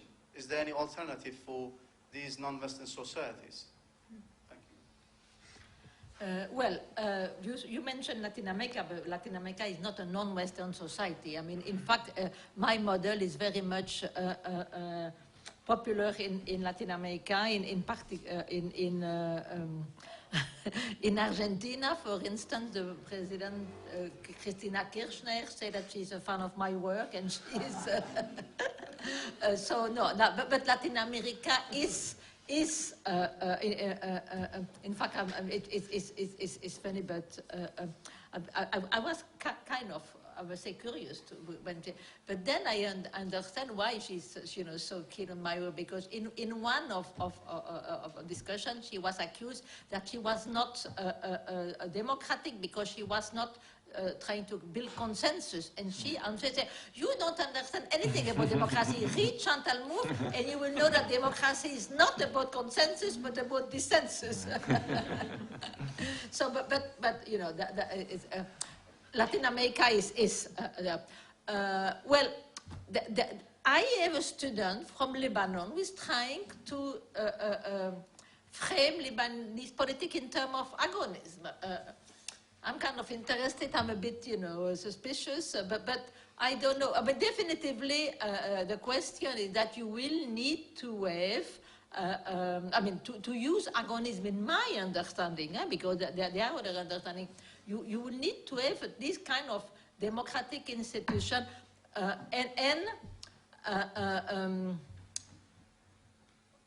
instance, let's say in some cases. The question, we need, my insistence on the need to develop the agonistic dimension is very much something which I have elaborated as a consequence of my criticism of the, you know, what I call the post-political situation in which there is no basic difference between the center-right, the center-left, and I say, well, what is called to the post-democracy. And I say, well, this is not good. And some people are saying, well, this is wonderful for democracy because now, you know, democracy has become more mature. And now, in fact, there is already a long time since I'm saying this is not good. It's a danger for democracy because it creates the terrain for development of right-wing populism. By the way, another little digression. During that time, people, because I began by my reflection on right-wing populism on the basis of the situation in Austria and the rise of Gorkheider. But then, of course, I saw that it was the same in France. And people were saying, well, but, you know, Britain is a counterexample because we are the place where this kind of third-way politics was born, and we don't have right-wing populism. And I was saying, no, so far not, but all the conditions are right in the UK for development of right-wing populism. Okay, so we've got it now with UKIP, you know, so it's but so it is basically, I think it was thinking in order how to reinject some kind of, you know, vigor in a democracy that had become too consensual. But in some cases, for instance, I'm taking the problem of Tunisia, for instance. Well, the problem there is not to put more agonism, because the question there is to create the basis for some kind of consensus. You know, so it's not a recipe that is... when you've got too much consensus, then you need to put agonism. But when you don't have a basic consensus, what you need is to create some framework for consensus. So it is something which it depends very much of the context. And certainly, if you don't have the basic democratic institution, then you should not think in terms of, you know, agonistic politics. So just add some more things, because I'm working on Turkey. I'm one of your former students. And I'm trying to adapt your theoretical framework into the Turkey politics, because the country is already really polarized, and there is certain consensus, I guess. They've been trying to be part of the Europe almost 50 years. Still, they're waiting as a candidate. So there is some sort of democratic institution, and as well as recently they are economically doing very well as well. So in that case, but that is very polarized society. There is no any way to consensus between these different groups. There is Alevis, there is Islamists, there is secular Kemalists, and there is Kurds as well. So those groups, since the Turkey is established after the post-Ottoman society and post-Ottoman era, there is no way to these groups to become consensus. But there is some consensus, at least. Democratic institutions works somehow, sometimes good, sometimes bad, but still it works. So, but it's not European countries. I think I meant the non-Western, perhaps maybe European. In this case, but there is actually neoliberal policies. It works very well in Turkey now. Capitalism is successfully adopted now. There is very good textile and construction industries happening, and so on and so on. So that's why, the recent AKP government, so-called conservative Democrat, they're not even called themselves like Christian Democrats. They're not calling themselves Islamic Democrats. They call themselves conservative Democrats. So in this case, we have some certain base in there. So can we actually really adopt it? Because now Kurdish struggle, Kurdish political movement use radical democracy very often. And they even adopted these into the Rojava, Syria, before they fighting against the ISIS. So therefore, there is a constitution based on the radical democracy, and the captures leader Öcalan's using your radical democracy perfectly well for the Kurds to offer even not Turkey, Middle East as a project that they actually challenge nation states, because they says this is the cause of the problems, because we have actually Kurds, as you know, 40 million people all around the world without any nation states. They are one of the maybe big majority nation without any state. So they say the problem is nationalism, and as well as nation state, and also capitalism. So therefore they adopted radical democracy. They created canton system in Rojava and Syria, and now trying to preserve this system in the Syria. So therefore, there is a radical democracy somehow is adopting, but what about agonistic democracy? Can we talk about this? I don't think, this is not really the topic of our encounter. Well, I look, very shortly, I think that the problem in Turkey is that there is the opposition to the AKP is not able to constitute itself as forces that will be really in condition to they are not strong enough. They are groups. I know a little bit about Turkey, so I know that they are a group of people who really represent some kind of more, left-wing alternative, but they are not strong enough. So it's a question of building. There is no recipe, You can't just say, okay, this is the well. In order to have, I think the institutions are there so far. Let's hope that they are not going to be more undermined by the politics of Erdogan. But you need to have an alternative. There is no real serious alternative in terms of, having the political force in Turkey to be an alternative to Erdogan. That's the problem. So people should organize in order to try to create that. But this is might take time, and this is, you can't really, it's a problem for the Turk to resolve. There is not a political theory that can tell you this is the recipe to follow. I'm sorry, but that's not the way, it works. There was another question over there. I'd like to start this by going back to Ines's work with the Russian paper architects. At the start of that phenomenon, Sasha Rappaport, a Moscow critic, wrote an essay for the 1987 Milan Triennale, which was republished by the AA, in which I think it was called Utopia and Fantasy. And I think he described the work of paper architects as not utopian, but an architecture of fantasy. And it seems to me that this opens two separate lines of thought.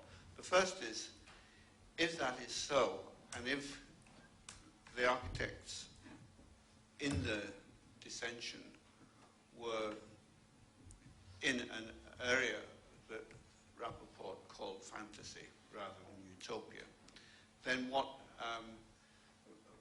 what reserve value can we assign to that area of imaginative freedom that does not take a directly programmatic form of a utopian project? And secondly, following the line of utopia, which has not been mentioned here tonight, it seems to me that the issue that begins to emerge as I'm listening to you is what form of direct design can political program in architecture take if it is not utopian? Because it seems to me that the last time that a fully political architecture was undertaken not as the object of politics but as the subject of politics was in the early 20th century in a utopian form. Utopia is, as it were, the architectural deduction from power of an ideal form. It is as if it were, we were following that proverb, man proposes, God disposes. Likewise, an architect might propose, but it's power that disposes. And power creates, first of all, laws, and the laws are then translated into walls. So the issue then becomes, other than this ideology of consensus, which I think Pier Vittorio described very well, what other kind of activity can architects undertake which is not utopian and is not simply fulfilling an existing consensus? Would anyone like to take that? I'll say something about utopia since I've had something. I feel compelled. Do I have that ghost again? I suppose, Brian, that my response is to appreciate the formulation, but to try to reformulate the question in a sense, because, of course, all that you're saying is taken in a sense more for granted in, not just in the way that we pose many of our questions today about architecture, politics, society, and so on, but the way that we teach it. The kind of historical narratives that are constructed in lecture courses, for example, and as well as the way we write about it, and so I would let's say just move the question of utopia not into into the realm of ideal cities and authoritarian plans and that sort of thing, which is in a sense become the trope. But into what I think is a more properly discursive register, in which the function of the term, as it really, in Foucault's sense, as a pattern of statements, what we're describing is a discourse. a pattern of statements that enable certain thoughts and perhaps even disable others.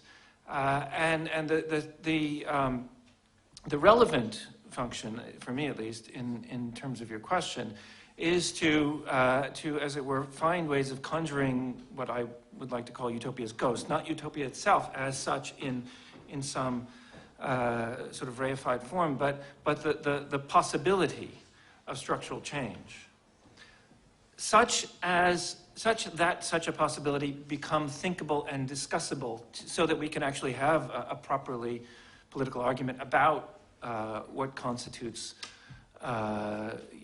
this or that concrete possibility to this or that in this or that situation. So rather than the idealist understanding of utopia, for that I would effectively substitute a materialist one that is in a sense takes this figure, to use the terms that you used earlier, Chantal, ontically and performatively. As so for example, what we might do, as teachers, is to go back through this tradition that we know about, and reread the drawings all the way up to and also to globalize it, because I do have to say, I want to, in terms of the previous question, that the Eurocentrism of our conversation is, needs to be interrupted. So you're completely right, and we could go. It'd be very, very interesting to talk about many other examples that don't fit the mold. I mean, I think we talking about Turkish politics is an opening onto a whole other set of questions, but maybe that's for later. But it shouldn't be, in fact, because it always is for later, isn't it? So for example, I'll try to I know we have to wrap up, so I'll try to connect. There are societies, in most of the world, this question is not a question. It's a problem for Anglo-America, basically. The failure of utopia, and it's all over, and end of history, and all of this. Partly because in many discursive environments, it just hasn't been posed. Like the one that I know a little bit about is the Indian one, in which, for a post-colonial society, the master plan, which is one of the figures that is often cited as representative of the end of everything, is structurally necessary. First, to get out from under the yoke of colonial power. In fact, it's in the case of India, it was the British technique that was appropriated. It was New Delhi that, in the master planning of that city, that was meant to the movement of the capital from Calcutta to New Delhi was a way for the colonial powers to diffuse the contestation of colonial rule that was happening in Calcutta. So the literally planning and building the capital was a colonialist project. But then the planning of not just housing, but universities, hospitals, infrastructures of all kinds, actually in a very kind of dramatically modernist and heroic way that we would today probably call utopian, was structurally part of the both nationalist and anti-colonial and in the case of India, more or less socialist project, or at least social democratic project, in the 50s and 60s. So, and many architects who were then later, I think, mislabeled as critical regionalists, were really the protagonists in that project. There are a lot of problems with the consequent buildings and plans. We can go one by one and break them down and do all kinds of interesting things with them. But to simply rule all of that out as not, as it were, available to the historical imagination, which is to say the imagination of the future, is a absolutely brutal and unexcusable act, I think, pedagogically and discursively. So let me just wrap up remarks. I have to say, surprisingly, there's quite a lot of consensus, I think, in the sense that I think there's a lot of agreement on the architectural thought as, in a sense, perfectly attuned to the model of agonism.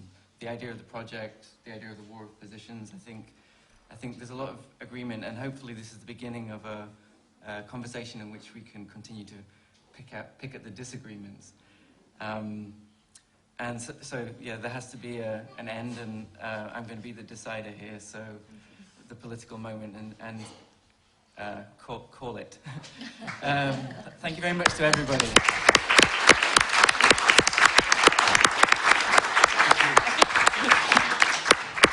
Did we disappoint you?